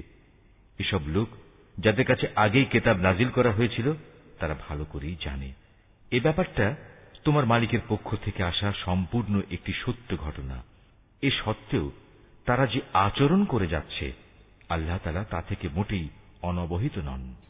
যাদের ইতিপূর্বে কেতাব দান করা হয়েছে তাদের সামনে যদি তুমি দুনিয়ার সব কয়টি প্রমাণও এনে হাজির করো, তারপরেও এরা তোমার কেবলার অনুসরণ করবে না, আর এরপর তুমিও তাদের কেবলার অনুসরণকারী হতে পারো না। তাছাড়া এদের এক দলও তো আর এক দলের কেবলার অনুসরণ করে না। আমার পক্ষ থেকে এই জ্ঞান তোমাদের কাছে পৌঁছার পর তুমি যদি তাদের ইচ্ছা আকাঙ্ক্ষার অনুসরণ করো, তাহলে অবশ্যই তুমি জালেমদের দলে শামিল হয়ে যাবে। আমি কিতাব দান করেছি, এরা তাকে এত ভালো করে চেনে যেমনি এরা চেনে আপন ছেলেদের। এদের একদল সত্য গোপন করার চেষ্টা করছে, অথচ এরা তো সবকিছুই জানে। হে নবী, তুমি তাদের বলো, তোমার মালিকের পক্ষ থেকে এ হচ্ছে একমাত্র সত্য। সুতরাং কোন অবস্থায় তোমরা সন্দেহ পোষণকারীদের দলে শামিল হও না। প্রত্যেক জাতির জন্য ইবাদতের একটা দিক নির্দিষ্ট থাকে, যেদিকে সে জাতি মুখ করে দাঁড়ায়। অতএব তোমরা আসল কল্যাণের দিকে অগ্রসর হবার কাজে একে অপরের সাথে প্রতিযোগিতা করো। তোমরা যেখানেই থাকো না কেন, তিনি তোমাদের সবাইকে এক স্থানে এনে হাজির করবেন। অবশ্যই আল্লাহ তাআলা সব কিছুর উপর ক্ষমতাবান। তুমি যে কোনো স্থান থেকেই বেরিয়ে আসো না কেন, নামাজের জন্য মসজিদে হারামের দিকে মুখ ফেরাও, কেননা এটাই হচ্ছে আল্লাহ তাআলার কাছ থেকে কিবলা সংক্রান্ত সঠিক সিদ্ধান্ত। আর আল্লাহ তাআলা তোমাদের কার্যাবলী সম্পর্কে মোটেই উদাসীন নন। হে নবী, যেদিক থেকেই তুমি বেরিয়ে আসবে নামাজের জন্য, সেখান থেকেই মসজিদে হারামের দিকে মুখ ফিরিয়ে দাঁড়িয়ে যেও। এ সময় যেখানেই তুমি থাকো না কেন, সে কাবার দিকে মুখ ফিরিয়ে নেবে। তাহলে প্রতিপক্ষের লোকদের কাছে তোমাদের বিরুদ্ধে খাড়া করানোর মতো কোনো যুক্তি অবশিষ্ট থাকবে না। তাদের মধ্য থেকে যারা বাড়াবাড়ি করে তাদের কথা অবশ্য আলাদা। তোমরা এসব ব্যক্তিদের ভয় করো না, তোমরা বরং ভয় করো আমাকে, যাতে করে আমি তোমাদের উপর আমার নিয়ামত পূর্ণ করে দিতে পারি। এর ফলে তোমরাও সঠিক পথের সন্ধান পেতে পারো। সঠিক পথের সন্ধান দেওয়ার জন্যই আমি এভাবে তোমাদের কাছে, তোমাদের মাঝ থেকেই একজনকে রসুল করে পাঠিয়েছি, যে ব্যক্তি প্রথমত তোমাদের কাছে আমার আয়াত পড়ে শোনাবে, দ্বিতীয়ত সে তোমাদের জীবন পরিশুদ্ধ করে দেবে, এবং তৃতীয়ত সে তোমাদের আমার কিতাব ও তার অন্তর্নিহিত জ্ঞান শিক্ষা দেবে। সর্বোপরি সে তোমাদের এমন বিষয়সমূহের জ্ঞান দান করবে যা তোমরা কখনো জানতে না। অতএব এসব অনুগ্রহের জন্য তোমরা আমাকেই স্মরণ করো, তাহলে আমিও তোমাদের স্মরণ করব। তোমরা আমার কৃতজ্ঞতা আদায় করো এবং কখনো তোমরা আমার অকৃতজ্ঞ হইও না। হে মানুষ, তোমরা যারা ঈমান এনেছ, পরম ধৈর্য ও খালেস নামাজের মাধ্যমে তোমরা আমার কাছে সাহায্য প্রার্থনা করো। অবশ্যই আল্লাহ তাআলা ধৈর্যশীল মানুষদের সাথে আছেন। যারা আল্লাহ তাআলার পথে নিহত হয়েছে তাদের তোমরা কখনো মৃত বলো না, বরং তারাই হচ্ছে আসল জীবিত মানুষ। কিন্তু এ বিষয়টির কিছুই তোমরা জানো না। আমি অবশ্যই ঈমানের দাবিতে তোমাদের পরীক্ষা করব, কখনো ভয়ভীতি, কখনো ক্ষুধা অনাহার, কখনো তোমাদের জান মাল ও ফসলাদির ক্ষতি সাধন করে তোমাদের পরীক্ষা করা হবে। যারা ধৈর্যের সাথে এর মোকাবেলা করে, তুমি সে ধৈর্যশীলদের জান্নাতের সুসংবাদ দান করো। যখনই তাদের সামনে কোনো পরীক্ষা এসে হাজির হয়, তখনই তারা বলে, আমরা তো আল্লাহর জন্যেই, আমাদের তো একদিন আল্লাহর কাছেই ফিরে যেতে হবে। বস্তুত এরা হচ্ছে সেসব ব্যক্তি যাদের উপর রয়েছে তাদের মালিকের পক্ষ থেকে অগণিত রহমত ও অপার করুণা, আর এরাই সঠিক পথ প্রাপ্ত। অবশ্যই সাফা এবং মারওয়া পাহাড় দুটো হচ্ছে আল্লাহ তাআলার নিদর্শনসমূহের অন্যতম। অতএব যদি তোমাদের মধ্যে কোনো লোক হজ কিংবা উমরা আদায় করার ইরাদা করে, তার জন্য এই উভয় পাহাড়ের মাঝে তাওয়াফ করাতে দোষের কিছু নেই। কেননা যদি কোনো ব্যক্তি অন্তরের নিষ্ঠার সাথে কোনো ভালো কাজ করে, তাহলে তারা যেন জেনে রাখে, নিঃসন্দেহে আল্লাহ তাআলা কৃতজ্ঞতা পরায়ণ ও প্রভূত জ্ঞানের অধিকারী। মানুষের জন্য যেসব বিধান আমি আমার কিতাবে বর্ণনা করে দিয়েছি, তারপর যারা আমার নাজিল করা সেসব সুস্পষ্ট নিদর্শন সমূহ ও পরিষ্কার পথ নির্দেশ গোপন করে, এরাই হচ্ছে সেসব লোক যাদের উপর আল্লাহ তাআলা অভিসম্পাত করেন। অভিশাপ বর্ষণ করে অন্যান্য অভিশাপকারীরাও, তবে তারা এ কাজ থেকে ফিরে আসবে এবং নিজেদের সংশোধন করে নেবে। খোলাখুলিভাবে তারা সেসব সত্য কথা প্রকাশ করবে যা এতদিন আহলে কিতাবরা গোপন করে আসছিল। এরাই হবে সেসব লোক যাদের উপর আমি দয়া পরবশ হব। আমি পরম ক্ষমাকারী, দয়ালু। যারা কুফরি করেছে এবং এই কাফের অবস্থায় মৃত্যুবরণ করেছে, তাদের উপর আল্লাহর অভিশাপ, ফেরেশতাদের অভিশাপ, সর্বোপরি অভিশাপ সমগ্র মানবকুলের। এই অভিশপ্ত অবস্থা নিয়েই এরা সেখানে চিরদিন থাকবে। শাস্তির মাত্রা এদের উপর থেকে বিন্দু মাত্র কম করা হবে না, তাদের কোন রকম অবকাশও দেয়া হবে না। তোমাদের মাবুদ হচ্ছেন একজন, তিনি ছাড়া দ্বিতীয় কোনো মাবুদ নেই। তিনি দয়ালু, তিনি মেহেরবান। নিঃসন্দেহে আসমান জমিনের সৃষ্টির মাঝে, রাত দিনের এই আবর্তনের মাঝে, মহাসাগরে ভাসমান জাহাজসমূহে যা মানুষের জন্য কল্যাণকর দ্রব্য সামগ্রী নিয়ে ঘুরে বেড়ায়, এর সব কয়টিতে আল্লাহ তাআলার নিদর্শন মজুদ রয়েছে। আরো আছে আল্লাহ তাআলা আকাশ থেকে বৃষ্টি আকারে যা কিছু নাজিল করেন সেই বৃষ্টির পানির মাঝে। ভূমির নির্জীব হওয়ার পর তিনি এ পানি দ্বারা তাতে নতুন জীবন দান করেন। অতঃপর এই ভূখণ্ডে সব ধরনের প্রাণীর তিনি আবির্ভাব ঘটান। অবশ্যই বাতাসের প্রবাহ সৃষ্টি করার মাঝে এবং সে মেঘমালা যা আসমান জমিনের মাঝে বশীভূত করে রাখা হয়েছে, তার মাঝে সুস্থ বিবেকবান সম্প্রদায়ের জন্য নিদর্শন রয়েছে। মানুষদের মাঝে কিছু সংখ্যক এমনও রয়েছে যে আল্লাহর বদলে অন্য কিছুকে তাঁর সমকক্ষ মনে করে। তারা তাদের তেমনি ভালোবাসে যেমনটি শুধু আল্লাহ তাআলাকেই তাদের ভালোবাসা উচিত। আর যারা সত্যিকার অর্থে আল্লাহ তাআলার উপর ঈমান আনে তারা তো তাকেই সর্বাধিক পরিমাণে ভালোবাসবে। যারা আল্লাহর আনুগত্য না করে বাড়াবাড়ি করছে, তারা যদি আযাব স্বচক্ষে দেখতে পেত তাহলে এরা বুঝতে পারত আসমান জমিনের সমুদয় শক্তি একমাত্র আল্লাহর জন্যই। শাস্তি দেওয়ার ব্যাপারে তিনি অত্যন্ত কঠোর। সেদিন ভয়াবহ শাস্তি দেখে হতভাগ্য লোকেরা দুনিয়ায় যাদের তারা মেনে চলত তাদের অনুসারীদের সাথে সম্পর্ক ছেদের কথা বলবে, আমরা তো এদের চিনিই না। এদের উভয়ের মধ্যেকার ভঙ্গুর সব সম্পর্ক সেদিন ছিন্ন বিচ্ছিন্ন হয়ে যাবে। এ হতাশাগ্রস্ত অনুসারীরা সেদিন বলবে, আবার যদি একবার আমাদের জন্য পৃথিবীতে ফিরে যাবার সুযোগ থাকত, তাহলে আজ যেমনি করে তারা আমাদের সাথে সম্পর্ক ছেদ করেছে, আমরা সেখানে গিয়ে তাদের সাথে যাবতীয় সম্পর্ক ছেদ করে আসতাম। এভাবেই আল্লাহ তাআলা তাদের সমগ্র জীবনের কর্মকাণ্ডগুলো তাদের সামনে একরাশ লজ্জা ও আক্ষেপ হিসেবে তুলে ধরবেন। তাদের জন্য যে জাহান্নাম নির্ধারিত হয়ে আছে, এরা কখনো সেই জাহান্নাম থেকে বেরিয়ে আসতে পারবে না। হে মানুষ, তোমরা আল্লাহর জমিনে যা কিছু হালাল ও পবিত্র জিনিস আছে তা খাও, এবং হালাল হারামের ব্যাপারে শয়তানের পদাঙ্ক অনুসরণ করো না। অবশ্যই সে তোমাদের প্রকাশ্য দুশমন। শয়তানের কাজ হচ্ছে সে তোমাদের সব সময় পাপ ও অশ্লীল কাজের আদেশ দেয়, যাতে করে আল্লাহ তাআলার নামে তোমরা এমন সব কথা বলতে শুরু করো যা সম্পর্কে তোমরা কিছুই জানো না। তাদের যখন বলা হয় আল্লাহ তাআলা যা কিছু নাজিল করেছেন তোমরা তা মেনে চলো, তারা বলে, আমরা তো শুধু সে পথেরই অনুসরণ করব যে পথের উপর আমরা আমাদের বাপ দাদাদের পেয়েছি। তাদের বাপ দাদারা যদি এ ব্যাপারে কোনো জ্ঞান বুদ্ধির পরিচয় নাও দিয়ে থাকে, কিংবা তারা যদি হেদায়েত নাও পেয়ে থাকে, তবু কি তারা তাদের অনুসরণ করবে?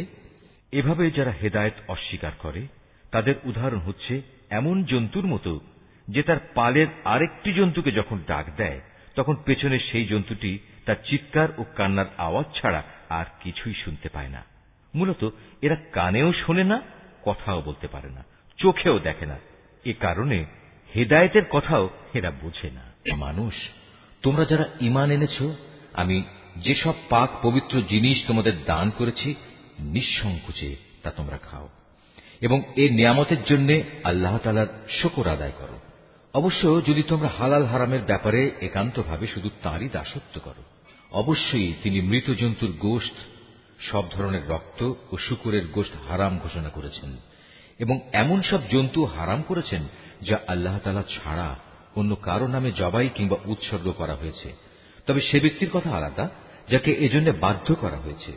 যদি সে ব্যক্তি এমন হয় যে সে আল্লাহর আইনের সীমা লঙ্ঘনকারী হয় না, অথবা যেটুকু হলে জীবনটা বাঁচে তার চেয়ে বেশি ভোগ করে তাতে অভ্যস্ত হয়ে পড়ে না, তাহলে এই অপারগতার সময় হারাম খেলে তার উপর কোনো গুনাহ নেই। অবশ্যই আল্লাহ তাআলা ক্ষমাশীল, তিনি অনেক মেহেরবান। এ সত্ত্বেও যারা আল্লাহর নাজিল করা তাঁর কিতাবের অংশবিশেষ গোপন করে রাখে এবং সামান্য বৈষয়িক মূল্যে তা বিক্রি করে দেয়, তারা এটা দিয়ে যা হাসিল করে তা হচ্ছে আগুন, যা দিয়ে তারা নিজেদের পেট ভর্তি করে রাখে। শেষ বিচারের দিনে আল্লাহ তাআলা তাদের সাথে কথা বলবেন না, তিনি তাদের সেদিন পবিত্রও করবেন না। ভয়াবহ আযাব এদের জন্য নির্দিষ্ট। এরা হেদায়েতের বদলে গুমরাহির পথ কিনে নিয়েছে, ক্ষমার বদলে তারা আযাব বেছে নিয়েছে। এরা ধৈর্যের সাথে ধীরে ধীরে জাহান্নামের আগুনের উপর গিয়ে পড়েছে। এটা এই জন্যে আল্লাহ তাআলা মানব জাতির জন্য আগে থেকেই সত্য দ্বীন সহকারে কিতাব নাজিল করে দিয়েছেন। যারা এই কিতাবে মতবিরোধে লিপ্ত হয়েছে তারা সত্য ও ন্যায়ের পথ থেকে অনেক দূরে বিক্ষিপ্ত হয়ে গেছে। তোমরা তোমাদের মুখ পূর্ব দিকে ফেরাও বা পশ্চিম দিকে ফেরাও, এতে কিন্তু কোনোই কল্যাণ নিহিত নেই। আসল নেকি হচ্ছে একজন মানুষ ঈমান আনবে আল্লাহর উপর, পরকালের উপর, ফেরেশতাদের উপর, আল্লাহর কেতাবের উপর, কেতাবের বাহক নবী রসুলদের উপর, এবং আল্লাহর দেয়া মাল সম্পদ তারই ভালোবাসা পাবার মানুষে আত্মীয় স্বজন, এতিম মিসকিন ও পথিক মুসাফিরের জন্য ব্যয় করবে। সাহায্য প্রার্থী দুস্থ মানুষ, সর্বোপরি মানুষদের কয়েদ ও দাসত্বের বন্দী দশা থেকে মুক্ত করার কাজে অর্থ ব্যয় করবে। নামাজ প্রতিষ্ঠা করবে, দারিদ্র বিমোচনের জন্য যাকাত আদায় করবে। তাছাড়াও রয়েছে সেসব পুণ্যবান মানুষ যারা প্রতিশ্রুতি দিলে তা পালন করে, ক্ষুধা দারিদ্রের সময় ও দুর্দিনে ধৈর্য ধারণ করে। মূলত এরাই হচ্ছে সত্যবাদী এবং এরাই হচ্ছে প্রকৃত আল্লাহভীরু মানুষ। হে মানুষ, যারা ঈমান এনেছ, তোমাদের জন্য নরহত্যার কিসাস তথা প্রতিশোধ কিভাবে নিতে হবে তা নির্ধারণ করে দেয়া হয়েছে, এবং তা এই যে মৃত স্বাধীন ব্যক্তির বদলে স্বাধীন ব্যক্তি দণ্ডাজ্ঞা পাবে, দাসের বদলে পাবে দাস, নারীর বদলে নারীর উপর দণ্ড প্রযোজ্য হবে। অবশ্য যে হত্যাকারীকে, যাকে হত্যা করা হয়েছে, তার পরিবারের লোকেরা কিংবা তার ভাইয়ের পক্ষ থেকে ক্ষমা করে দেয়া হয়, তার ক্ষেত্রে কোন ন্যায়ানুগ পন্থা অনুসরণ করে তা সম্পন্ন করতে হবে। এটা তোমাদের মালিকের পক্ষ থেকে দণ্ড হ্রাস করার উপায় এবং তার একটি অনুগ্রহ মাত্র। যদি কেউ এর পরেও বাড়াবাড়ি করে তাহলে তার জন্য কঠোর শাস্তি রয়েছে। হে বিবেকবান লোকেরা, আল্লাহর নির্ধারিত এই কিসাসের মাঝেই সত্যিকার অর্থে তোমাদের সমাজ ও জাতির জীবন নিহিত রয়েছে। আশা করা যায় অতঃপর তোমরা সতর্ক হয়ে চলবে। হে ঈমানদার লোকেরা, তোমাদের জন্য এই আদেশ জারি করা হয়েছে যে যদি তোমাদের মাঝে কোনো লোকের মৃত্যু এসে হাজির হয় এবং সে যদি কিছু সম্পদ রেখে যায়, তাহলে ন্যায়ানুগ পন্থায় তা বন্টনের কাজে তার পিতামাতা ও আত্মীয় স্বজনের জন্য ওসিয়তের ব্যবস্থা রয়েছে। এটা পরহেজগার লোকদের উপর একান্ত করণীয়। যারা তার এই ওসিয়ত শুনে নেওয়ার পর নিজেদের স্বার্থে তা পাল্টে নিল, তাদের জানা উচিত এটা বদলানোর অপরাধের দায়িত্ব তাদের উপরেই বর্তাবে। আল্লাহ তাআলা সবকিছুই শোনেন এবং সবকিছুই তার জানা। অবশ্য কারো যদি ওসিয়তকারীর কাছ থেকে এ ধরনের আশঙ্কা থাকে যে সে পক্ষপাতিত্ব করে কারো প্রতি অবিচার করে গেছে কিংবা কারো সাথে এর ফলে নাইনসাফি করা হয়েছে, তাহলে যদি সদিচ্ছা নিয়ে মূল বিষয়টি সংশোধন করে নেয়, এতে তার কোনো দোষ হবে না। আল্লাহ তাআলা বড়ই ক্ষমাশীল, মেহেরবান।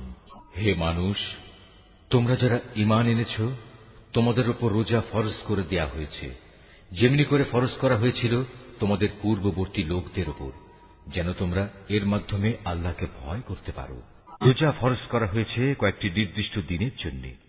তারপরেও কেউ যদি সেই দিনগুলোতে অসুস্থ হয়ে যায় কিংবা কেউ যদি তখন সফরে থাকে, সে ব্যক্তি সমপরিমাণ দিনের রোজা সুস্থ হয়ে অথবা সফর থেকে ফিরে এসে আদায় করে নেবে। এর পরেও যাদের উপর রোজা একান্ত কষ্টকর হবে, তাদের জন্য এর বিনিময়ে ফেদিয়া থাকবে, এবং তা হচ্ছে একজন গরিব ব্যক্তিকে তৃপ্তি ভরে খাবার দেয়া। অবশ্য যদি কোনো ব্যক্তি এর চাইতে বেশি দিয়ে ভালো কাজ করতে চায়, তাহলে এ অতিরিক্ত কাজ তার জন্য হবে একান্ত কল্যাণকর। তবে এ সময় তোমরা যদি রোজা রাখতে পারো, তাই তোমাদের জন্য ভালো। তোমরা যদি রোজার উপকারিতা সম্পর্কে জানতে যে এতেই কল্যাণ রয়েছে। রোজার মাস এমন একটি মাস যাতে কোরআন নাজিল করা হয়েছে, আর এই কোরআন হচ্ছে মানব জাতির জন্য পথের দিশা, সৎ পথের সুস্পষ্ট নিদর্শন, মানুষদের জন্য হক বাতিলের পার্থক্যকারী। অতএব তোমাদের মধ্যে যে ব্যক্তি এ মাসটি পাবে, সে এতে রোজা রাখবে।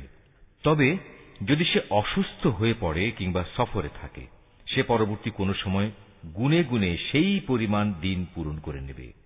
এ সুযোগ দিয়ে আল্লাহ তাআলা তোমাদের জীবন আসান করে দিতে চান। আল্লাহ তাআলা কখনোই তোমাদের জীবন কঠোর করে দিতে চান না। আল্লাহর উদ্দেশ্য হচ্ছে তোমরা যেন গুনে গুনে রোজার সংখ্যাগুলো পূরণ করতে পারো। আল্লাহ তাআলা তোমাদের কোরআনের মাধ্যমে জীবন যাপনের যে পদ্ধতি শিখিয়েছেন, তার জন্য তোমরা তার মাহাত্ম্য বর্ণনা করতে এবং তার কৃতজ্ঞতা আদায় করতে পারো। হে নবী, আমার কোন বান্দা যখন তোমাকে আমার ব্যাপারে জিজ্ঞেস করে, তাকে তুমি বলে দিও, আমি তার একান্ত কাছেই আছি, আমি আহ্বানকারীর ডাকে সাড়া দিই যখন সে আমাকে ডাকে, তাই তাদের উচিত আমার আহ্বানে সাড়া দেয়া এবং সম্পূর্ণভাবে আমার উপরই ঈমান আনা। আশা করা যায় এতে করে তারা সঠিক পথের সন্ধান পাবে। রোজার মাসের রাতের বেলায় তোমাদের স্ত্রীদের কাছে যৌন মিলনের জন্য যাওয়া তোমাদের জন্য হালাল করে দেয়া হয়েছে, কারণ তোমাদের নারীরা যেমনি তোমাদের জন্য পোশাক স্বরূপ, ঠিক তোমরাও তাদের জন্য পোশাক সমতুল্য। আল্লাহ তাআলা এটা জানেন। রোজার মাসে রাতের বেলায় স্ত্রী সহবাসের ব্যাপারে তোমরা নানা ধরনের আত্মপ্রতারণার আশ্রয় নিচ্ছিলে, তাই তিনি তোমাদের উপর থেকে কড়াকড়ি শিথিল করে তোমাদের উপর দয়া করলেন এবং তোমাদের মাফ করে দিলেন। এখন তোমরা চাইলে তাদের সাথে সহবাস করতে পারো এবং এ ব্যাপারে আল্লাহ পাক তোমাদের জন্য যা বিধিবিধান কিংবা সন্তান লিখে রেখেছেন তা সন্ধান করো। রোজার সময় পানাহারের ব্যাপারে আল্লাহর নির্দেশ হচ্ছে, তোমরা পানাহার অব্যাহত রাখতে পারো যতক্ষণ পর্যন্ত রাতের অন্ধকার রেখার ভেতর থেকে ভোরের শুভ্র আলোক রেখা তোমাদের জন্য পরিষ্কার প্রতিভাত না হয়। অতঃপর তোমরা রাতের আগমন পর্যন্ত রোজা পূর্ণ করে নাও। তবে মসজিদে যখন তোমরা ইতিকাফ অবস্থায় থাকবে তখন নারী সম্ভোগ থেকে বিরত থেকো। এই হচ্ছে আল্লাহ তাআলার নির্ধারিত সীমারেখা। অতএব তোমরা কখনো এর কাছেও যেও না।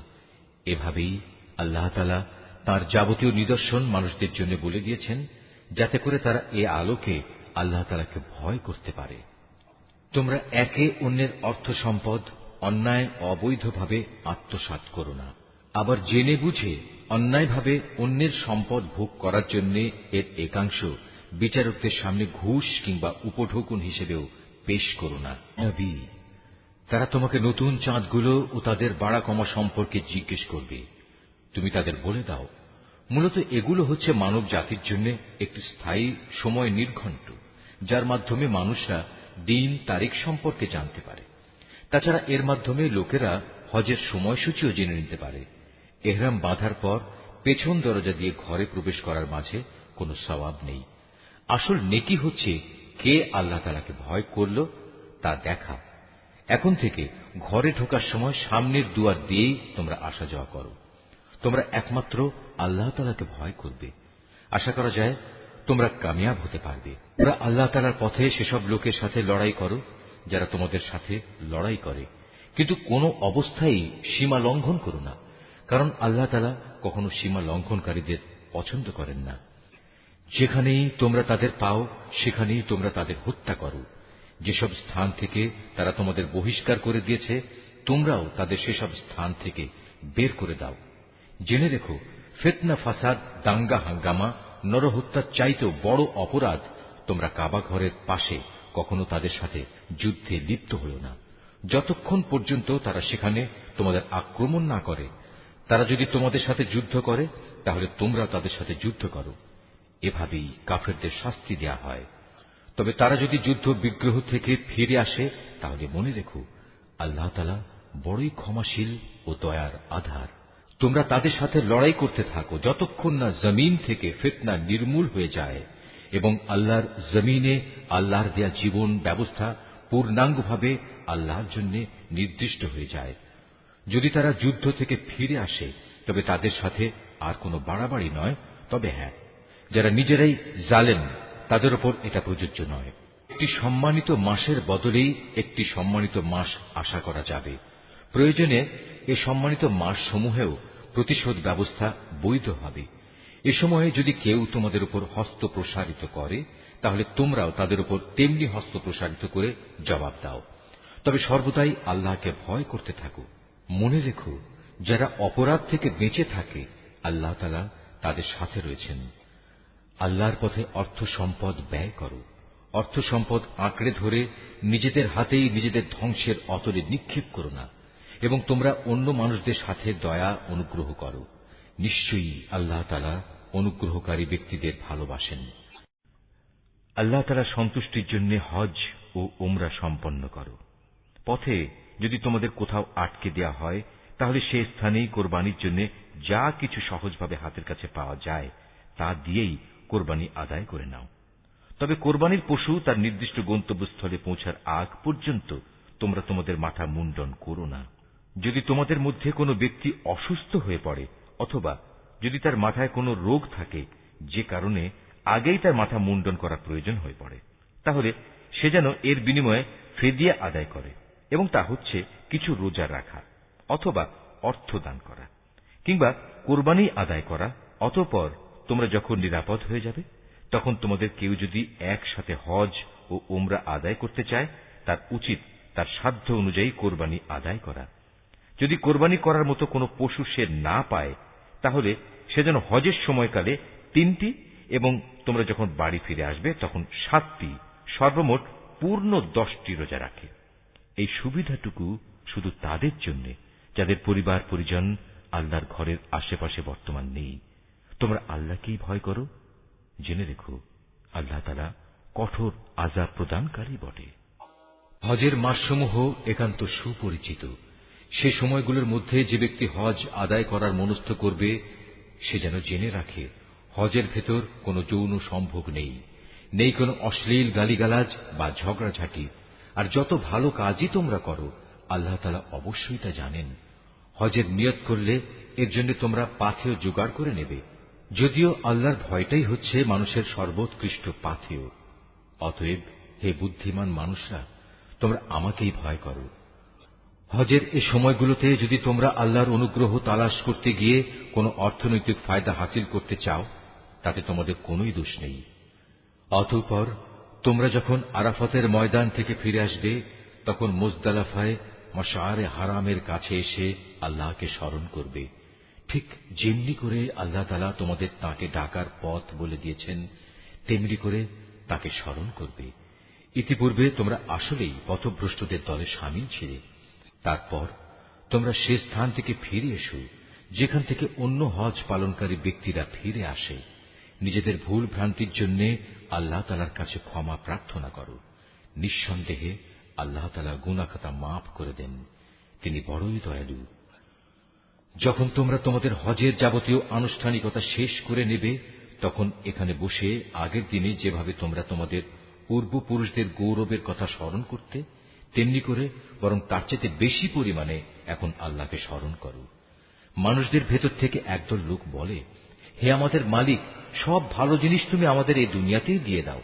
বস্তুত যারা এ ধরনের কথা বলে তাদের জন্য পরকালে আর কোনো পাওনাই বাকি থাকে না। আবার এ মানুষদেরই আর একদল বলে, হে আমাদের প্রতিপালক, এ দুনিয়ায়ও তুমি আমাদের কল্যাণ দান করো, পরকালেও তুমি আমাদের কল্যাণ দাও, সর্বোপরি তুমি আমাদের আগুনের আযাব থেকে নিষ্কৃতি দাও। এ ধরনের লোকদের তাদের নিজ নিজ উপার্জন মোতাবেক তাদের যথার্থ হিস্সা রয়েছে। আল্লাহ তাআলাই হচ্ছেন দ্রুত হিসাব গ্রহণকারী। হাতে গোনা হজের এ কয়টি দিনে বেশি পরিমাণে আল্লাহকে স্মরণ করো। হজের পর যদি কেউ তাড়াহুড়ো করে দুদিনের মধ্যে মিনা থেকে মক্কায় ফিরে আসে তাতে যেমন কোনো দোষ নেই, তেমনি যদি কোনো ব্যক্তি সেখানে আরো বেশি অপেক্ষা করতে চায় তাতেও কোনো দোষ নেই। এই নিয়ম হচ্ছে তার জন্য যে আল্লাহকে ভয় করেছে। তোমরা শুধু আল্লাহ তাআলাকে ভয় করো এবং জেনে রাখো একদিন তোমাদের তাঁর কাছেই জড়ো করা হবে। মানুষদের মাঝে এমন লোকও আছে পার্থিব জীবনে যার কথা তোমাকে খুবই উৎফুল্ল করবে। তার মনে যা কিছু আছে তার উপর সে আল্লাহ তাআলাকে সাক্ষী বানায়, কিন্তু এর প্রকৃত পরিচয় হচ্ছে সে ভীষণ ঝগড়াটে ব্যক্তি। আবার সে যখন আল্লাহর জমিনের কোথাও ক্ষমতার আসনে বসতে পারে তখন সে নানা প্রকারে অশান্তি সৃষ্টি করতে শুরু করে, জমিনের শস্যক্ষেত্র বিনাশ করে, জীবজন্তুর বংশ নির্মূল করতে চায়। মূলত আল্লাহ তাআলা কখনো বিপর্যয় সৃষ্টিকারী মানুষদের পছন্দ করেন না। যখন তাকে বলা হয় ফিতনা ফাসাদ সৃষ্টি না করে তুমি আল্লাহ তাআলাকে ভয় করো, তখন তাকে মিথ্যা অহংকারে পেয়ে বসে যা গুনাহর সাথে মেশানো থাকে। মূলত এ চরিত্রের লোকের জন্য জাহান্নামই যথেষ্ট, আর তা হচ্ছে একান্ত নিকৃষ্টতম ঠিকানা। মানুষদের ভেতর আবার এমন কিছু লোক রয়েছে যারা আল্লাহ তাআলার এতটুকু সন্তুষ্টি লাভের জন্য নিজের জীবন পর্যন্ত বিক্রি করে দেয়। আল্লাহ তাআলা এ ধরনের বান্দাদের প্রতি সত্যিই অনুগ্রহশীল। হে ইমানদার লোকেরা, তোমরা পুরোপুরি ইসলামের ছায়াতলে এসে যাও এবং কোনো অবস্থায় অভিশপ্ত শয়তানের পদাঙ্ক অনুসরণ করো না, কেননা শয়তান হচ্ছে তোমাদের প্রকাশ্যতম দুশমন। আল্লাহ তাআলার পক্ষ থেকে এসব সুস্পষ্ট নিদর্শন তোমাদের কাছে এসে যাওয়ার পরও যদি তোমাদের পদস্খলন হয়, তাহলে নিশ্চিত জেনে রাখো আল্লাহ তাআলা মহাবিজ্ঞ ও পরাক্রমশালী। তারা কি সেদিনের অপেক্ষা করছে যখন আল্লাহ তাআলা স্বয়ং তার ফেরেশতা সহ মেঘের ছায়া দিয়ে এখানে আসবেন এবং তখন তাদের ভাগ্যের চূড়ান্ত ফয়সালা হয়ে যাবে। সব কয়টি ব্যাপার সর্বশেষে তার কাছেই উপনীত হবে। তুমি বনী ইসরায়েলদের জিজ্ঞেস করো, কি পরিমাণ সুস্পষ্ট নিদর্শন আমি তাদের দান করেছি। আমি তাদের বলেছি, যার কাছে হেদায়েতের নিয়ামত আসার পর সে নিজে তা বদলে ফেলে, তার জন্য আল্লাহ তাআলা কঠোর শাস্তি দানকারী। যারা আল্লাহ তাআলাকে অস্বীকার করেছে, তাদের জন্য তাদের এ পার্থিব জীবনটা খুব লোভনীয় করে সাজিয়ে রাখা হয়েছে। এরা ঈমানদার ব্যক্তিদের বিদ্রূপ করে, অথচ এই ঈমানদার ব্যক্তি যারা আল্লাহ তাআলাকে ভয় করেছে, শেষ বিচারের দিন তাদের মর্যাদা এদের তুলনায় অনেক বেশি হবে। আল্লাহ তাআলা যাকে চান তাকে অপরিমিত রিজিক দান করেন। একসময় সব মানুষ একই উম্মতের অন্তর্ভুক্ত ছিল, পরে এরা নানা দলে উপদলে বিভক্ত হয়ে তাদের স্রষ্টাকেই ভুলে গেল। তখন আল্লাহ তাআলা সঠিক পথের অনুসারীদের সুসংবাদবাহী আর গুনাহগারদের জন্য আযাবের সতর্ককারী হিসেবে নবীদের পাঠালেন। তিনি সত্যসহ গ্রন্থ নাজিল করলেন, যেন তা মানুষদের এমন পারস্পরিক বিরোধ সমূহের চূড়ান্ত ফয়সালা করতে পারে যে ব্যাপারে তারা মতবিরোধ করে। তাদের কাছে সুস্পষ্ট হেদায়েত পাঠানো সত্ত্বেও তারা পারস্পরিক বিদ্রোহ ও বিদ্বেষ সৃষ্টির জন্য মতবিরোধ করেছে। অতঃপর আল্লাহ তাআলা তাদের সবাইকে স্বীয় ইচ্ছায় সেই সঠিক পথ দেখালেন, যার ব্যাপারে ইতিপূর্বে তাদের মধ্যে মতবিরোধ সৃষ্টি হয়েছিল। আল্লাহ তাআলা যাকে চান তাকে সঠিক পথ দেখান। তোমরা কি মনে করে নিয়েছ যে তোমরা এমনি এমনি বেহেশতে চলে যাবে? এখনো পূর্ববর্তী নবীদের অনুসারীদের বিপদের মতো কিছুই তোমাদের উপর নাজিল হয়নি। তাদের উপর বহু ধরনের বিপর্যয় ও সংকট এসেছে। কঠোর নির্যাতনে তারা নির্যাতিত হয়েছে, কঠিন নিপীড়নে তারা শিহরিত হয়ে উঠেছে। এমনকি স্বয়ং আল্লাহর নবী ও তার সঙ্গী সাথীরা অত্যাচারে অতিষ্ঠ হয়ে এক পর্যায়ে এই বলে আর্তনাদ করে উঠেছে, আল্লাহ তাআলার সাহায্য কবে আসবে? আল্লাহ তাআলা তাঁর প্রিয়জনদের সান্ত্বনা দিয়ে বললেন, অবশ্যই আল্লাহ তাআলার সাহায্য অতি নিকটে।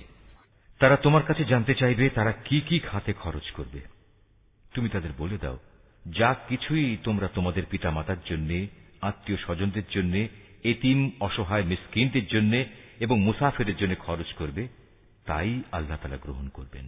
যা ভালো কাজ তোমরা করবে, আল্লাহ তাআলা তা অবশ্যই জানতে পারবেন।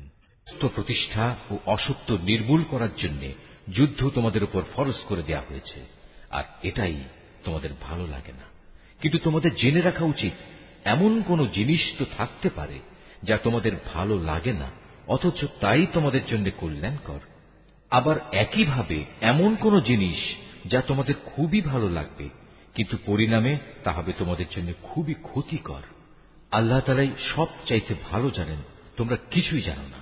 সম্মানিত মাস ও তাতে যুদ্ধ করা সম্পর্কে তারা তোমাকে জিজ্ঞেস করবে।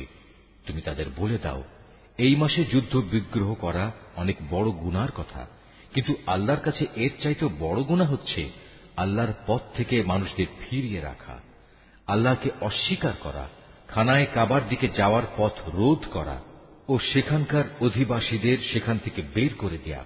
আর আল্লাহ দ্রোহিতার ফিতনা, ফাসাদ, হত্যাকাণ্ডের চাইতেও অনেক বড় অন্যায়। এ কারণেই এরা তোমাদের সাথে এ মাসসমূহে লড়াই বন্ধ করে দেবে বলে তুমি ভেবো না। তারা তো পারলে বরং তোমাদের সবাইকে তোমাদের ইসলামী জীবন বিধান থেকেও ফিরিয়ে নিতে চাইবে। যদি তোমাদের কোনো ব্যক্তি তার দ্বীন থেকে ফিরে যায়, অতঃপর সে মৃত্যুমুখে পতিত হয় এমন অবস্থায় যে সে সুস্পষ্ট কাফের ছিল, তাহলে তারাই হবে সে লোক যাদের যাবতীয় কর্মকাণ্ড দুনিয়া আখিরাতে বিফলে যাবে, আর এরাই হবে জাহান্নামের অধিবাসী। সেখানে তারা চিরদিন থাকবে। যারা ঈমান এনেছে, যারা হিজরত করেছে এবং আল্লাহর পথে জিহাদ করেছে, তারাই আল্লাহ তাআলার পক্ষ থেকে অনুগৃহীত হবার আশা করতে পারে। আল্লাহ তাআলা ক্ষমাশীল, অত্যন্ত দয়ালু। নবী, এরা তোমাকে মদ ও জুয়া সম্পর্কে জিজ্ঞেস করবে। তুমি তাদের বলে দাও, এ দুটো জিনিসের মধ্যে অনেক বড় ধরনের পাপ রয়েছে, যদিও মানুষের জন্য এর কিছু কিছু ব্যবসায়িক উপকারিতাও রয়েছে, কিন্তু এ উভয়ের ধ্বংসকারী গুনাহ তার ব্যবসায়িক উপকারিতার চাইতে অনেক বেশি। তারা তোমাকে এও জিজ্ঞেস করে তারা নেক কাজে কি কি খরচ করবে। তুমি তাদের বলো, দৈনন্দিন প্রয়োজন পূরণের পর যা অতিরিক্ত তাই। আল্লাহ তাআলা এভাবে তোমাদের জন্য তাঁর আয়াতসমূহ খুলে খুলে বলে দেন, যাতে করে তোমরা এ নিয়ে চিন্তা ভাবনা করতে পারো। এ নির্দেশ তোমাদের ইহকাল ও পরকালের কল্যাণের জন্যই। তোমাকে তারা এতিমদের ব্যাপারে জিজ্ঞেস করবে। তুমি বলো, তাদের জন্য গৃহীত সব পন্থাই উত্তম। যদি তোমরা তোমাদের ধন সম্পদ তাদের সাথে মিশিয়ে ফেলো, তাতে কোনো দোষ নেই, কারণ তারা তো তোমাদেরই ভাই। আর আল্লাহ তাআলা এটা ভালো করেই জানেন কে ন্যায়ানুগ পন্থায় আছে আর কে ফাসাদি স্বভাবের লোক। আল্লাহ তাআলা চাইলে এ ব্যাপারে আরো অধিক কড়াকড়ি আরোপ করতে পারতেন। নিঃসন্দেহে আল্লাহ তাআলা ক্ষমতাবান এবং কুশলীও।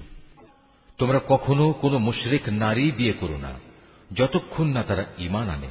মনে রেখো, একজন মুসলমান দাসীও একজন ঐতিহ্যবাহী মুশরিক নারীর চাইতে উত্তম, যদিও এ মুশরিক নারীটি তোমাদের বেশি ভালো লাগে।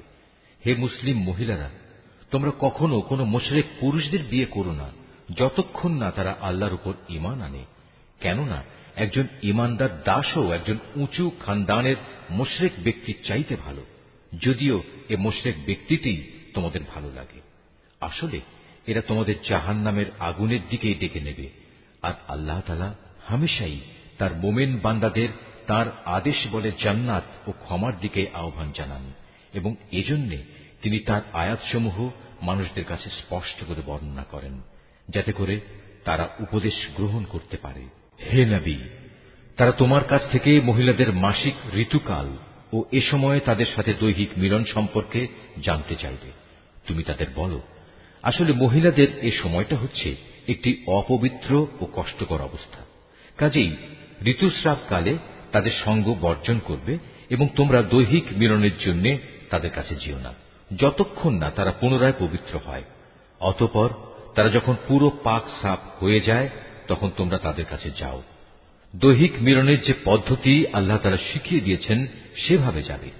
আল্লাহ তাআলা অবশ্যই সেসব লোকদের ভালোবাসেন যারা আল্লাহর দিকেই ফিরে আসে এবং যারা পাক পবিত্রতা অবলম্বন করে। তোমাদের স্ত্রীরা হচ্ছে তোমাদের জন্য সন্তান উৎপাদনের ফসল ক্ষেত্র। তোমরা তোমাদের এই ফসল ক্ষেত্রে যেভাবে ইচ্ছা সেভাবেই গমন করো। তোমরা সময় থাকতে নিজেদের জন্য কিছু অগ্রিম নেক আমল পাঠিয়ে দাও। তোমরা আল্লাহকে ভয় করো। জেনে রেখো, একদিন তোমাদের সবাইকে তাঁর সামনাসামনি হতে হবে।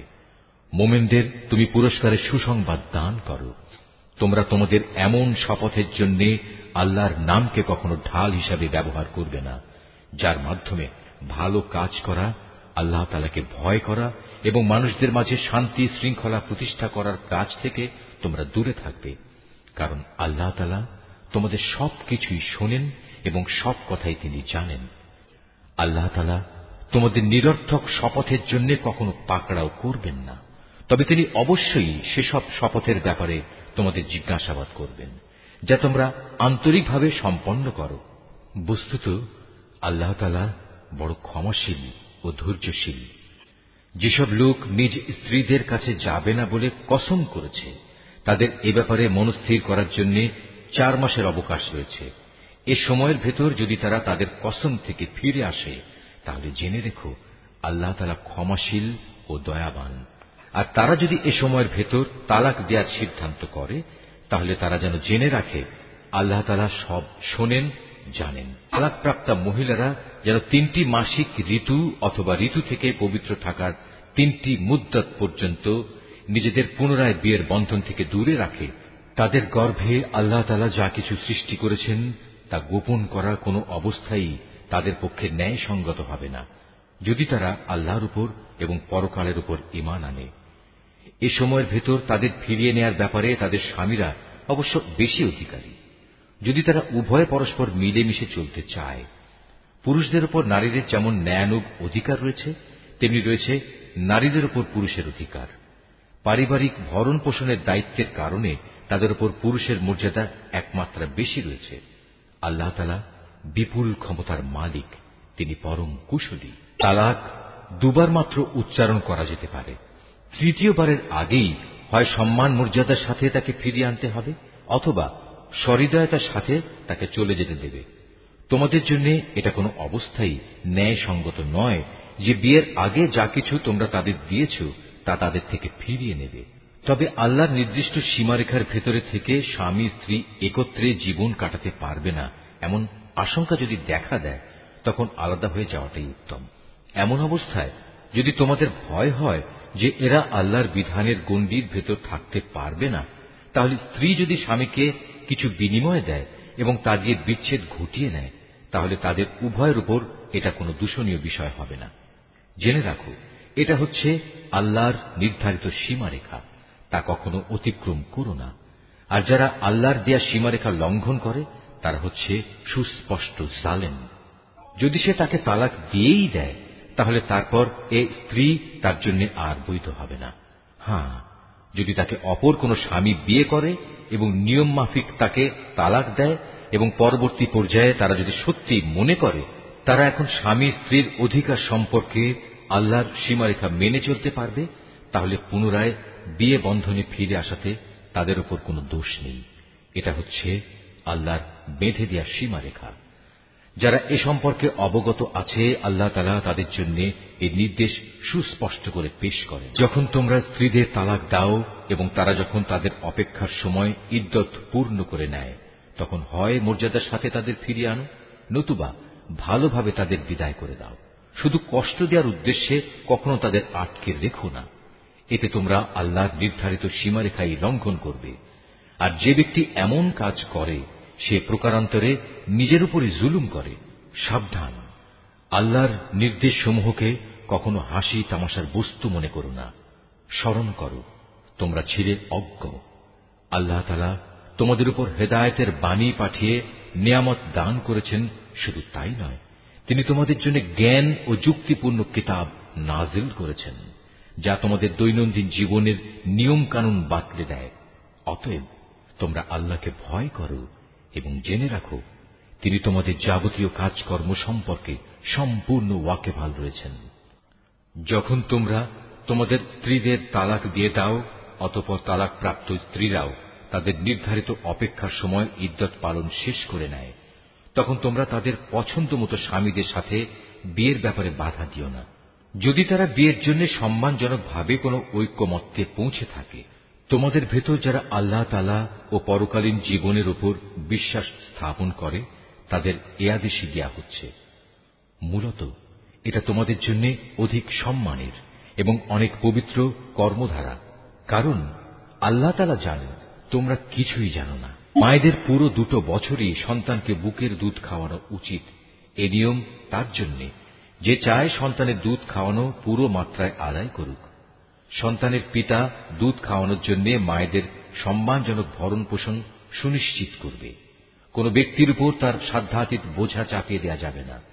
পিতার সঙ্গতির কথা ভাবতে গিয়ে দেখতে হবে মায়েরাও যেন আবার নিজ সন্তান নিয়ে বেশি কষ্টে না পড়ে যায়, এবং পিতাকেও যেন সন্তান জন্ম দেওয়ার কারণে অযথা কষ্টে পড়ে যেতে না হয়, সেটাও খেয়াল রাখতে হবে। সন্তানের পিতার অবর্তমানে তার উত্তরাধিকারীদের উপর সন্তানের জন্মদাত্রী মায়ের অধিকার এভাবেই বহাল থাকবে। তবে কোন পর্যায়ে পিতামাতা যদি পারস্পরিক সম্মতি ও পরামর্শের ভিত্তিতে আগেভাগেই সন্তানের দুধ ছাড়িয়ে নিতে চায়, তাতেও তাদের উপর কোনো দোষের কিছু নেই। তোমরা যদি নিজেদের বদলে অন্য কাউকে সন্তানের দুধ খাওয়ানোর জন্য নিয়োগ করতে চাও এবং যদি দুগ্ধদাত্রীর পাওনা যথাযথভাবে বুঝিয়ে দেওয়া হয়, তাতেও কোনো গুনাহ নেই। সর্বাবস্থায় আল্লাহ তাআলাকে ভয় করো এবং জেনে রেখো, তোমরা যা কিছুই করো আল্লাহ তাআলা তার সব কিছুই দেখতে পান। তোমাদের মধ্যে যারা মৃত্যু মুখে পতিত হয় এবং তারা যদি তাদের স্ত্রীদের জীবিত রেখে যায়, সে অবস্থায় স্ত্রীরা যদি বিয়ে করতে চায়, তাহলে তারা তাদের নিজেদের 4 মাস 10 দিন পর্যন্ত সময় বিয়ে থেকে বিরত থাকবে।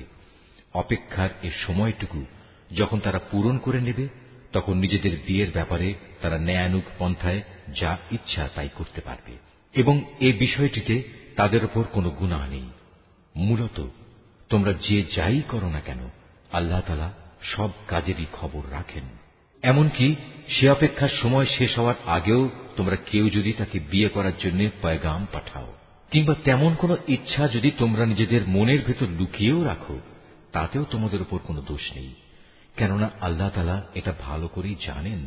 তাদের কথা অবশ্যই তোমরা বারবার মনে করবে, কিন্তু সাবধান, আড়ালে আবডালে থেকে গোপনে তাদের বিয়ের কোনো প্রতিশ্রুতি দিও না।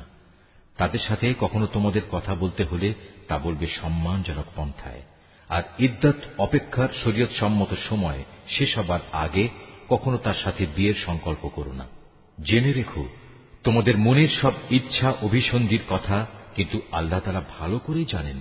অতএব তোমরা একমাত্র তাঁর থেকেই সতর্ক হও এবং একথাও জেনে রেখো, আল্লাহ তাআলা অত্যন্ত ধৈর্যশীল, মহান ক্ষমাশীল।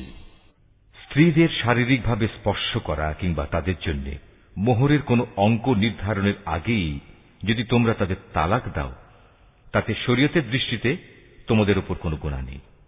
এ পরিস্থিতিতে মোহরের কোনো অঙ্ক নির্ধারিত না হলেও তাদের ন্যায়ানুগ পন্থায় কিছু পরিমাণ অর্থ আদায় করে দেবে। ধনী ব্যক্তির উপর এটা হবে তার নিজ ক্ষমতা অনুযায়ী এবং গরিব ব্যক্তির উপর হবে তার সঙ্গতি অনুযায়ী। এটা নেককার লোকদের উপর আরোপিত স্ত্রীদের একটি অধিকার বটে। যদি এমন হয় তোমরা তাদের শারীরিকভাবে স্পর্শ করনি, কিন্তু মোহরের অঙ্ক নির্ধারিত করে নিয়েছ, এমতাবস্থায় যদি তোমরা তাদের তালাক দাও, তাহলে তাদের জন্য থাকবে নির্ধারিত মোহরের অর্ধেক পরিমাণ, যা আদায় করে দিতে হবে। হ্যাঁ, তালাকপ্রাপ্তা স্ত্রী নিজের থেকে যদি তোমাদের তা মাফ করে দেয়, কিংবা যে স্বামীর হাতে বিয়ের বন্ধন রয়েছে সে যদি স্ত্রীকে নির্দিষ্ট পরিমাণের বেশি দিয়ে অনুগ্রহ দেখাতে চায়, তাহলে তা হবে আল্লাহ ভীতিরও একান্ত কাছাকাছি। কখনো একে অপরের প্রতি দয়া ও সহৃদয়তা দেখাতে ভুলো না, কারণ তোমরা কে কি কাজ করো তার সবকিছুই আল্লাহ তাআলা পর্যবেক্ষণ করছেন। তোমরা নামাজ সমূহের উপর গভীরভাবে যত্নবান হও, বিশেষ করে মধ্যবর্তী নামাজ, এবং আল্লাহর জন্য বিনীতভাবে দাঁড়িয়ে থাকো। অতঃপর যদি তোমরা ভীতিপ্রদ কোনো অবস্থার সম্মুখীন হও, তখন প্রয়োজনে তোমরা নামাজ পড়বে পায়ের উপর দাঁড়িয়ে কিংবা সওয়ারের উপর থাকা অবস্থায়।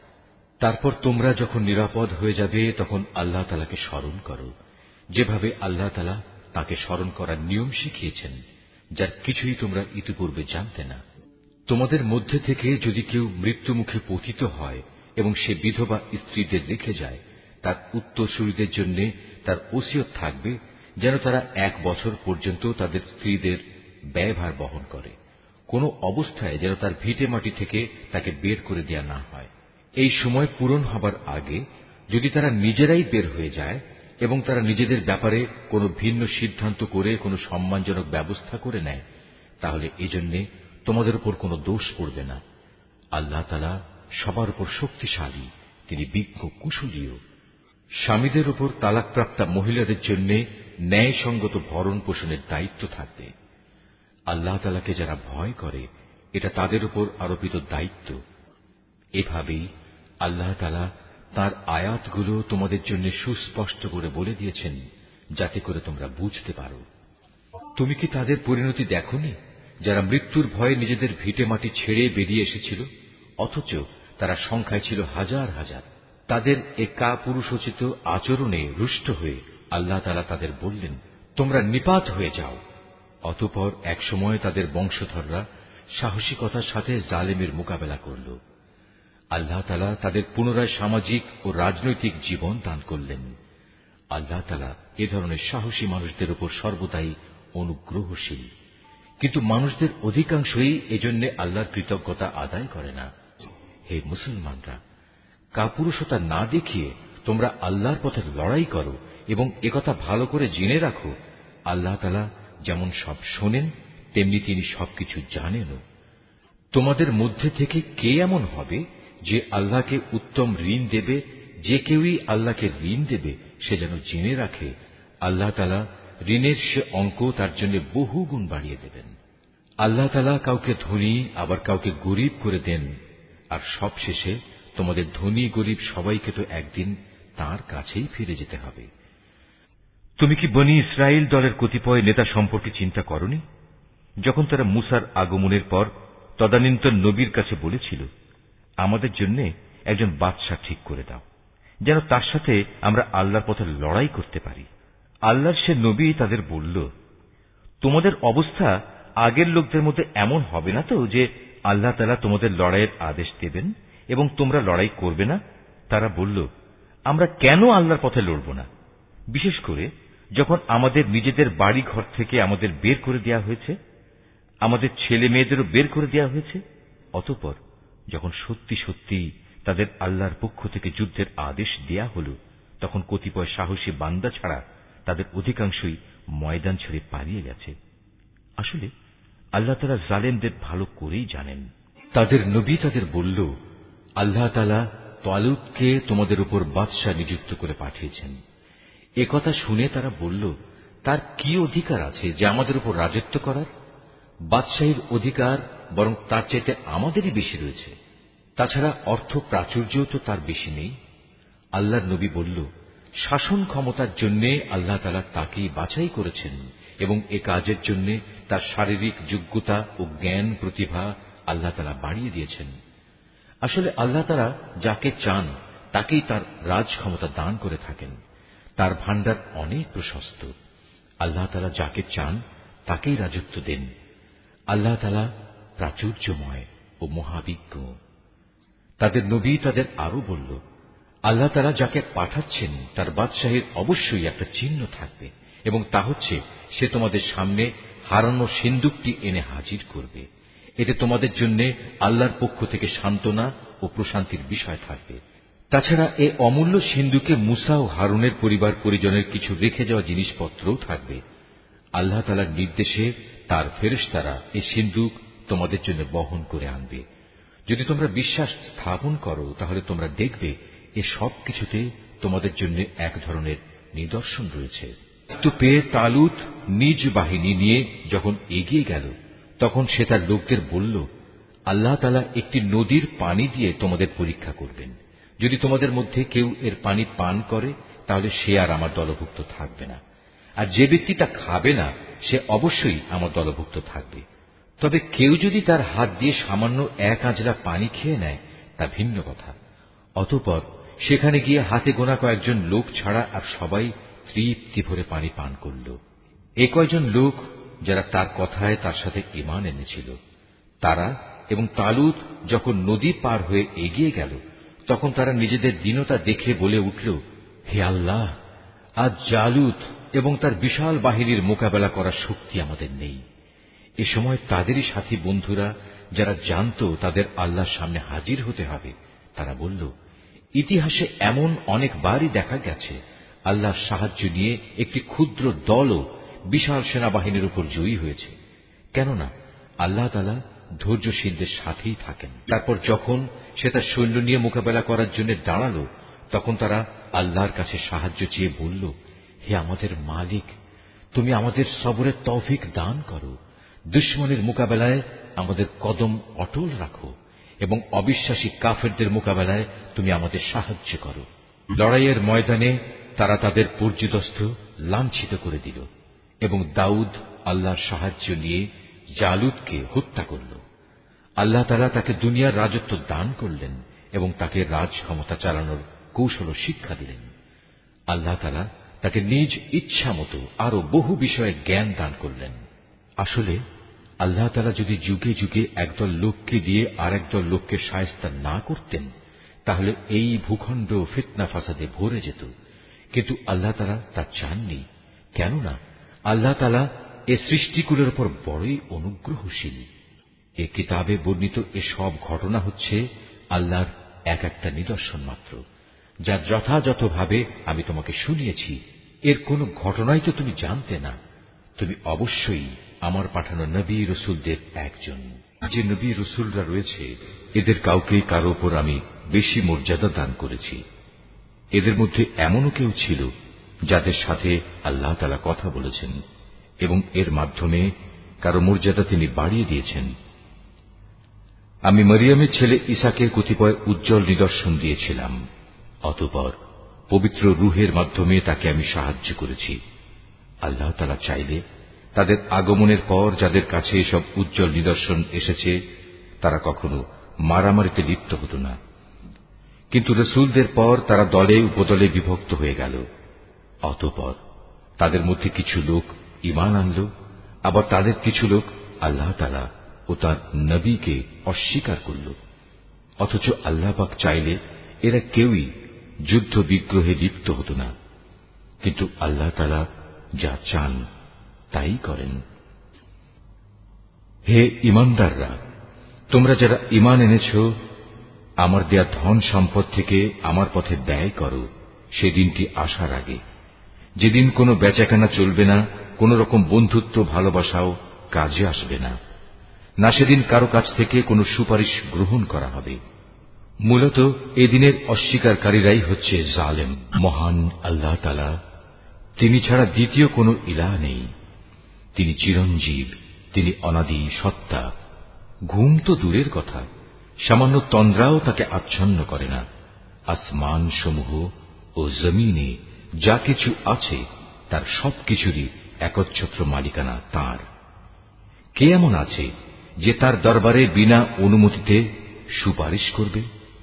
তাদের বর্তমান ভবিষ্যতের সবকিছুই তিনি জানেন। তার জানা বিষয়সমূহের কোনো কিছুই কারো জ্ঞানের সীমা পরিসীমার আয়ত্তাধীন হতে পারে না। তবে কিছু জ্ঞান যদি তিনি কাউকে দান করে থাকেন তবে তা ভিন্ন কথা। তার বিশাল সাম্রাজ্য আসমান জমিনের সবকিছুই পরিবেষ্টন করে আছে। এই উভয়টির হেফাজত করার কাজ কখনো তাকে পরিশ্রান্ত করে না। তিনি পরাক্রমশালী ও অসীম মর্যাদাবান। আল্লাহর দ্বীনের ব্যাপারে কোনো জোর জবরদস্তি নেই, কারণ সত্য এখানে মিথ্যা থেকে পরিষ্কার হয়ে গেছে। তোমাদের মধ্যে যদি কোনো ব্যক্তি বাতিল মতাদর্শকে অস্বীকার করে, আল্লাহর দেয়া জীবনাদর্শের উপর ঈমান আনে, সে যেন এর মাধ্যমে এমন এক শক্তিশালী রশি ধরল যা কোনোদিনই ছিঁড়ে যাবার নয়। আল্লাহ তাআলা সবকিছুই শোনেন এবং সবকিছুই জানেন। যারা আল্লাহর উপর ঈমান আনে, আল্লাহ তাআলাই হচ্ছেন তাদের সাহায্যকারী বন্ধু। তিনি জাহেলিয়াতের অন্ধকার থেকে তাদের ঈমানের আলোতে বের করে নিয়ে আসেন। অপরদিকে যারা আল্লাহকে অস্বীকার করে, বাতিল শক্তিসমূহই হয়ে থাকে তাদের সাহায্যকারী। তা তাদের দ্বীনের আলোক থেকে কুফরির অন্ধকারের দিকে নিয়ে যায়। এরাই হচ্ছে প্রকৃতপক্ষে জাহান্নামের অধিবাসী। সেখানে তারা চিরদিন থাকবে। তুমি কি সে ব্যক্তির অবস্থা দেখোনি যে ব্যক্তিকে আল্লাহ তাআলা দুনিয়ার রাষ্ট্র ক্ষমতা দেওয়ার পর সেই ইব্রাহিমের সাথে স্বয়ং মালিকের ব্যাপারে বিতর্কে লিপ্ত হল? বিতর্কের এক পর্যায়ে ইব্রাহিম বলল, আমার মালিক তিনি, যিনি সৃষ্টিকুলকে জীবন দান করেন, মৃত্যু দান করেন। সে বলল, জীবন মৃত্যু তো আমিও দিয়ে থাকি। ইব্রাহিম বলল, আমার আল্লাহ তাআলা পূর্ব দিক থেকে প্রতিদিন সূর্যের উদয় ঘটান। একবার তুমি তা পশ্চিম দিক থেকে বের করে দেখাও তো। এতে সত্য অস্বীকারী ব্যক্তিটি হতভম্ব হয়ে গেল। আসলে আল্লাহ তাআলা জালেম জাতিকে কখনো পথের দিশা দেন না। ঘটনাটি কি সেই ব্যক্তির মতো যে একটি বস্তির পাশ দিয়ে যাওয়ার সময় যখন দেখল তা বিধ্বস্ত হয়ে আপন অস্তিত্বের উপর মুখ থুবড়ে পড়ে আছে, তখন সে ব্যক্তি বলল, এ মৃত জনপদকে কিভাবে আল্লাহ তাআলা আবার পুনরুজ্জীবন দান করবেন? এক পর্যায়ে আল্লাহ তাআলা সত্যি সত্যি তাকে মৃত্যু দান করলেন এবং এভাবেই তাকে 100 বছর ধরে মৃত ফেলে রাখলেন। অতঃপর তাকে পুনরায় জীবিত করলেন। এবার জিজ্ঞেস করলেন, বলতে পারো তুমি কতকাল মৃত অবস্থায় কাটিয়েছ? সে বলল, আমি একদিন কিংবা একদিনের কিছু অংশ মৃত অবস্থায় কাটিয়েছি। আল্লাহ তাআলা বললেন, বরং এমনি অবস্থায় তুমি 100 বছর কাটিয়ে দিয়েছ। তাকিয়ে দেখো তোমার নিজস্ব খাবার ও পানীয়ের দিকে, দেখবে তা বিন্দুমাত্র পচেনি। তোমার গাধাটির দিকেও দেখো, তাও একই অবস্থায় আছে। আমি এসব এজন্যই দেখালাম যেন আমি তোমাকে মানুষদের জন্য পরকালীন জীবনের একটি জীবন্ত প্রমাণ হিসেবে উপস্থাপন করতে পারি। এই মৃত জীবের হাড় পাঁজরগুলোর দিকে তাকিয়ে দেখো, তুমি নিজেই দেখতে পাবে আমি কিভাবে তা একটার সাথে আরেকটা জোড়া লাগিয়ে নতুন জীবন দিয়েছি। অতঃপর কিভাবে তাকে আমি গোশতের পোশাক পরিয়ে দিয়েছি। অতএব এভাবে আল্লাহর দেখানো এ বিষয়টি যখন তার কাছে পরিষ্কার হয়ে গেল, তখন সে বলে উঠল, আমি এটা জানি, অবশ্যই আল্লাহ তাআলা সব কিছুর উপর ক্ষমতাবান। যখন ইব্রাহিম বলল, হে মালিক, মৃতকে তুমি কিভাবে পুনরায় জীবিত করো তা আমাকে একটু দেখিয়ে দাও। আল্লাহ তাআলা বললেন, কেন, না দেখে কি তুমি বিশ্বাস করো না? ইব্রাহিম বলল, হ্যাঁ প্রভু, আমি বিশ্বাস করি, কিন্তু এর দ্বারা আমার মন একটু সান্ত্বনা পাবে, এই যা। আল্লাহ তাআলা বললেন, তুমি বরং এক কাজ করো, 4টি পাখি ধরে আনো, অতঃপর আস্তে আস্তে এই পাখিগুলোকে তোমার কাছে পোষ মানিয়ে নাও, যাতে ওদের নাম তোমার কাছে পরিচিত হয়ে যায়।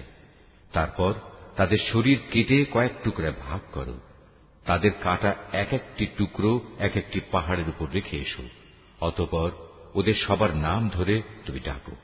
দেখবে জীবন্ত পাখিতে পরিণত হয়ে ওরা তোমার কাছে দৌড়ে আসবে। তুমি জেনে রাখো, আল্লাহ তাআলা মহা শক্তিশালী, বিজ্ঞ, কুশলী। নিজেদের ধন সম্পদ আল্লাহ তাআলার পথে খরচ করে তাদের উদাহরণ হচ্ছে একটি বীজের মতো, যে বীজটি বপন করার পর তা থেকে একে একে 7টি শীষ বেরুল, আবার এর প্রতিটি শীষে রয়েছে 100 শস্য দানা। আসলে আল্লাহ তাআলা যাকে চান তাকে বহু গুণ বৃদ্ধি করে দেন। আল্লাহ তাআলা অনেক প্রশস্ত, অনেক বিজ্ঞ।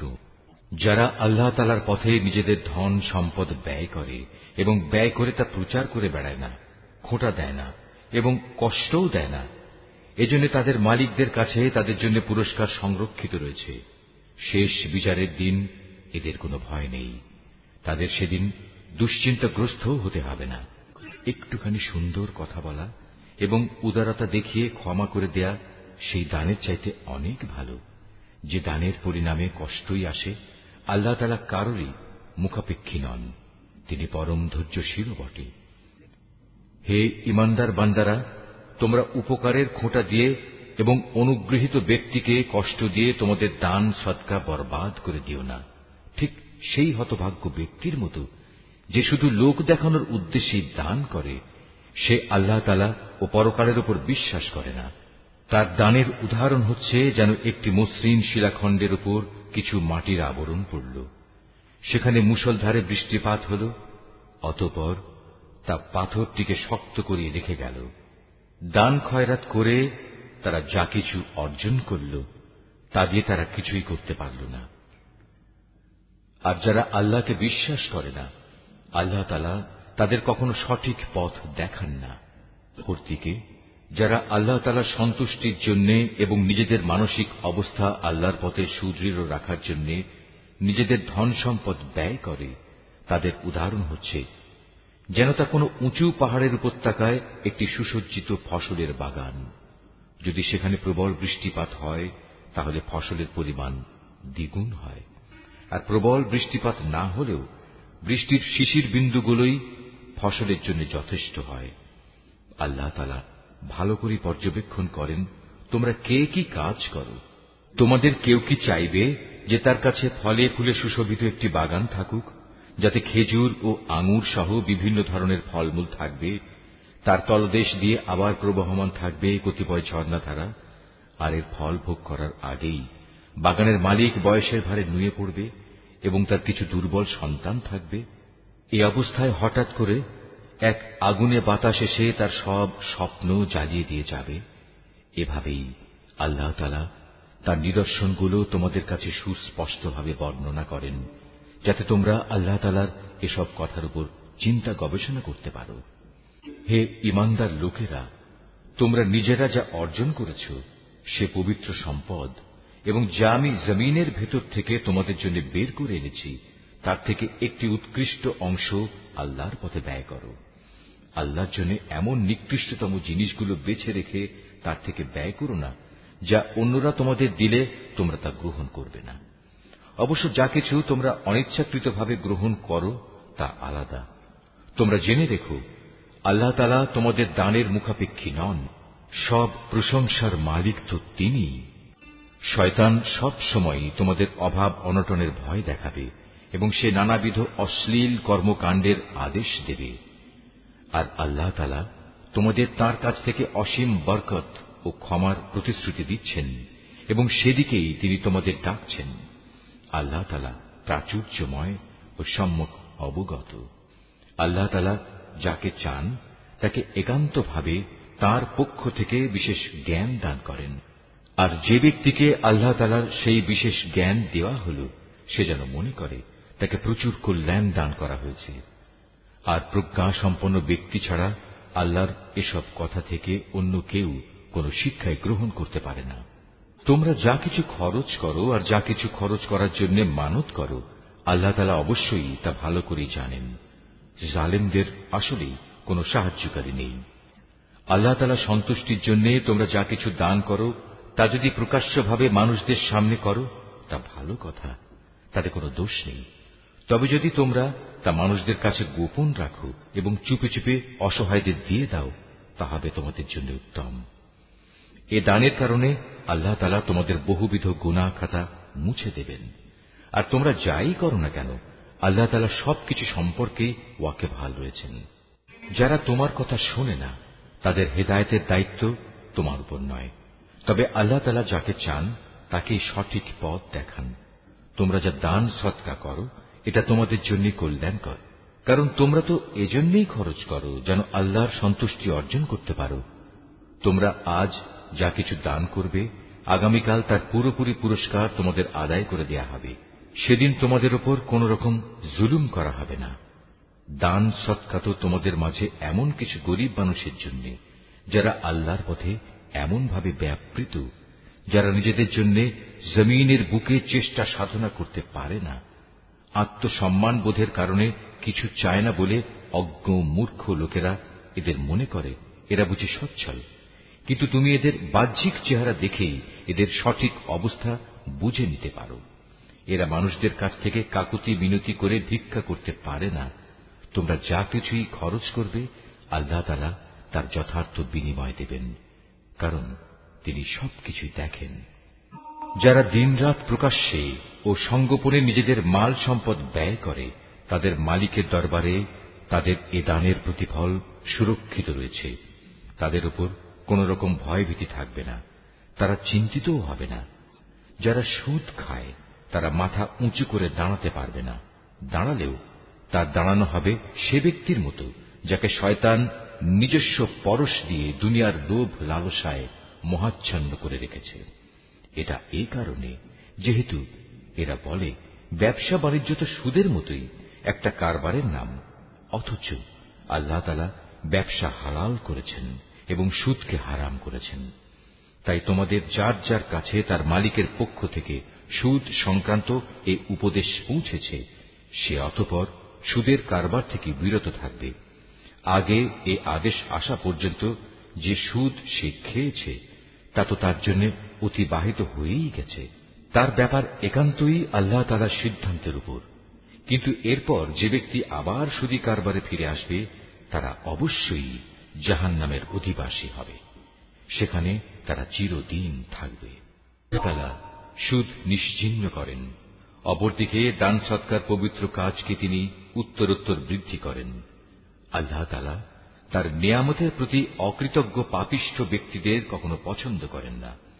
তবে যারা সত্যিকার অর্থে আল্লাহ তাআলার উপর ঈমান এনেছে এবং ভালো কাজ করেছে, নামাজ প্রতিষ্ঠা করেছে, যাকাত আদায় করেছে, তাদের সেদিন কোনো ভয় থাকবে না, তারা সেদিন চিন্তিতও হবে না। ঈমানদার লোকেরা, তোমরা সুদের ব্যাপারে আল্লাহকে ভয় করো। আগের সুদী কারবারের যেসব বকেয়া আছে তোমরা তা ছেড়ে দাও, যদি সত্যিই তোমরা আল্লাহর উপর ঈমান আনো। যদি তোমরা এমনটি না করো, তাহলে অতঃপর আল্লাহ তাআলা ও তাঁর রাসূলের পক্ষ থেকে তোমাদের বিরুদ্ধে যুদ্ধের ঘোষণা থাকবে।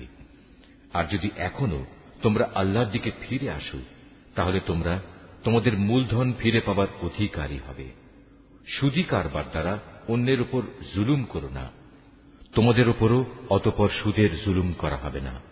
সে ঋণ গ্রহীতা ব্যক্তি কখনো যদি অভাবগ্রস্ত হয়ে পড়ে, তাহলে তার উপর চাপ দিও না, বরং তার সচ্ছলতা ফিরে আসা পর্যন্ত তাকে অবকাশ দাও। আর যদি তা মাফ করে দাও, তাহলে তা হবে তোমাদের জন্য অতি উত্তম কাজ। যদি তোমরা ভালোভাবে জানো, তাহলে তাই করো। সেদিনটিকে ভয় করো যেদিন তোমাদের সবাইকে আল্লাহর দিকে ফিরিয়ে নেওয়া হবে। সেদিন প্রত্যেক মানব সন্তানকে জীবনভর কামাই করা পাপ পুণ্যের পুরোপুরি ফলাফল দিয়ে দেয়া হবে। কারো উপর সেদিন কোন ধরনের জুলুম করা হবে না। ঈমানদার বান্দারা, তোমরা যখন পরস্পরের সাথে নির্দিষ্ট একটি সময়ের জন্য ঋণের চুক্তি করো, তখন তা লিখে রাখো। তোমাদের মধ্যকার যে কোনো একজন লেখক সুবিচারের ভিত্তিতে এ চুক্তিনামা লিখে দেবে। যাকে আল্লাহ তাআলা লেখা শিখিয়েছেন সে যেন কখনো লিখতে অস্বীকৃতি না জানায়। লেখার সময় ঋণ গ্রহীতা লেখককে বলে দেবে কি কি শর্ত সেখানে লিখতে হবে। এ পর্যায়ে লেখককে অবশ্যই তার মালিক আল্লাহ তাআলাকে ভয় করা উচিত। চুক্তিনামা লেখার সময় লক্ষ্য রাখতে হবে তার কিছু যেন বাদ না পড়ে। যদি সে ঋণ গ্রহীতা অজ্ঞ, মূর্খ এবং সব দিক থেকে দুর্বল হয়, অথবা চুক্তিনামার কথাবার্তা বলে দেওয়ার ক্ষমতাই তার না থাকে, তাহলে তার পক্ষ থেকে তার কোন অভিভাবক ন্যায়ানুগ পন্থায় বলে দেবে কি কি কথা লিখতে হবে। তদুপরি তোমাদের মধ্যে থেকে দুইজন পুরুষকে এ চুক্তিপত্রে সাক্ষী বানিয়ে নিও। যদি দুইজন পুরুষ একত্রে পাওয়া না যায়, তাহলে একজন পুরুষ এবং দুজন মহিলা সাক্ষী হবে, যাতে করে তাদের একজন ভুলে গেলে দ্বিতীয় জন তাকে স্মরণ করিয়ে দিতে পারে। এমন সব লোকদের মধ্যে থেকে সাক্ষী নিতে হবে যাদের উভয় পক্ষ পছন্দ করবে। সাক্ষীদের যখন সাক্ষী প্রদানের জন্য ডাকা হবে তখন তারা তা অস্বীকার করবে না। লেনদেনের সময় পরিমাণ ছোট হোক কিংবা বড় হোক, দিনক্ষণ সহ তা লিখে রাখার ব্যাপারে অবহেলা করো না। এটা আল্লাহর কাছে ন্যায্যতর ও সাক্ষ্য দানের ক্ষেত্রে অধিক মজবুত ভিত্তির উপর প্রতিষ্ঠিত, এবং পরবর্তীকালে যাতে তোমরা সন্দিগ্ধ না হও তার সমাধানের জন্যও এটা নিকটতর পন্থা। যা কিছু তোমরা নগদ হাতে হাতে আদান প্রদান করো তা সব সময় না লিখলেও তোমাদের কোনো ক্ষতি নেই, তবে ব্যবসায়িক লেনদেনের সময় অবশ্যই সাক্ষী রাখবে। দলিলের লেখক ও চুক্তিনামার সাক্ষীদের কখনো তাদের মত বদলানোর জন্য কষ্ট দেয়া যাবে না। তারপরেও তোমরা যদি তাদের এ ধরনের যাতনা প্রদান করো তাহলে জেনে রেখো তা হবে তোমাদের জন্য একটি মারাত্মক গুনাহ। এ ব্যাপারে আল্লাহ তাআলা তোমাদের সব কিছুই শিখিয়ে দিচ্ছেন, কেননা আল্লাহ তাআলা সব কিছুই জানেন। যদি তোমরা কখনো সফরে থাকো এবং এ কারণে ঋণের চুক্তি লেখার মতো কোনো লেখক না পাও, তাহলে চুক্তি লেখার বদলে কোনো জিনিস বন্ধক রেখে দাও। যখন তোমাদের কোনো ব্যক্তি অপর ব্যক্তিকে কোনো বন্ধকি জিনিসের ব্যাপারে বিশ্বাস করে, এমতাবস্থায় যে ব্যক্তিকে বিশ্বাস করা হয়েছে তার উচিত সেই আমানত যথাযথ ফেরত দেয়া এবং আমানতের ব্যাপারে আল্লাহ তাআলাকে ভয় করা, যিনি তার মালিক। তোমরা কখনো সাক্ষ্য গোপন করো না। যে ব্যক্তি তা গোপন করে সে অবশ্যই অন্তরের দিক থেকে পাপিষ্ঠ সাব্যস্ত হয়। বস্তুত আল্লাহ তাআলা তোমাদের যাবতীয় কাজকর্মের ব্যাপারে সম্যক অবগত রয়েছেন। আসমান জমিনে যা কিছু আছে তা সবই আল্লাহ তাআলার জন্য। তোমরা তোমাদের মনের ভেতরে যা কিছু আছে তা যদি প্রকাশ করো কিংবা তা গোপন করো, আল্লাহ তাআলা একদিন তোমাদের কাছ থেকে এর পুরোপুরি হিসাব গ্রহণ করবেন।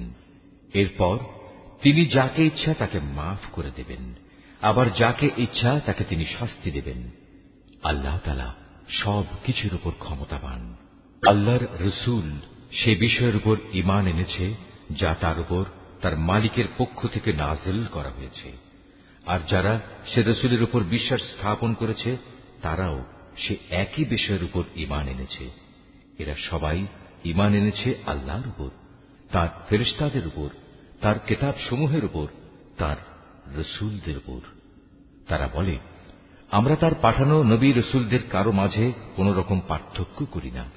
আর তারা বলে, আমরা তো আল্লাহর নির্দেশ শুনেছি এবং তা মেনেও নিয়েছি। হে আমাদের মালিক, আমরা তোমার ক্ষমা চাই এবং আমরা জানি আমাদের একদিন তোমার কাছেই ফিরে যেতে হবে। আল্লাহ তাআলা কখনো কাউকেই তার শক্তি সামর্থ্যের বাইরে কোনো কাজের দায়িত্ব চাপিয়ে দেন না। সে ব্যক্তির জন্য ততটুকু বিনিময় রয়েছে যতটুকু সে এ দুনিয়ায় সম্পন্ন করবে, আবার সে যতটুকু মন্দ দুনিয়ায় অর্জন করেছে তার উপর তার ততটুকু শাস্তি পতিত হবে। অতএব হে মুমিন ব্যক্তিরা, তোমরা এই বলে দোয়া করো, হে আমাদের মালিক, যদি আমরা কিছু ভুলে যাই, কোথাও যদি আমরা কোনো ভুল করে বসি, তার জন্য তুমি আমাদের পাকড়াও করো না। হে আমাদের মালিক, আমাদের পূর্ববর্তী জাতিদের উপর যে ধরনের বোঝা তুমি চাপিয়েছিলে তা আমাদের উপর চাপিও না।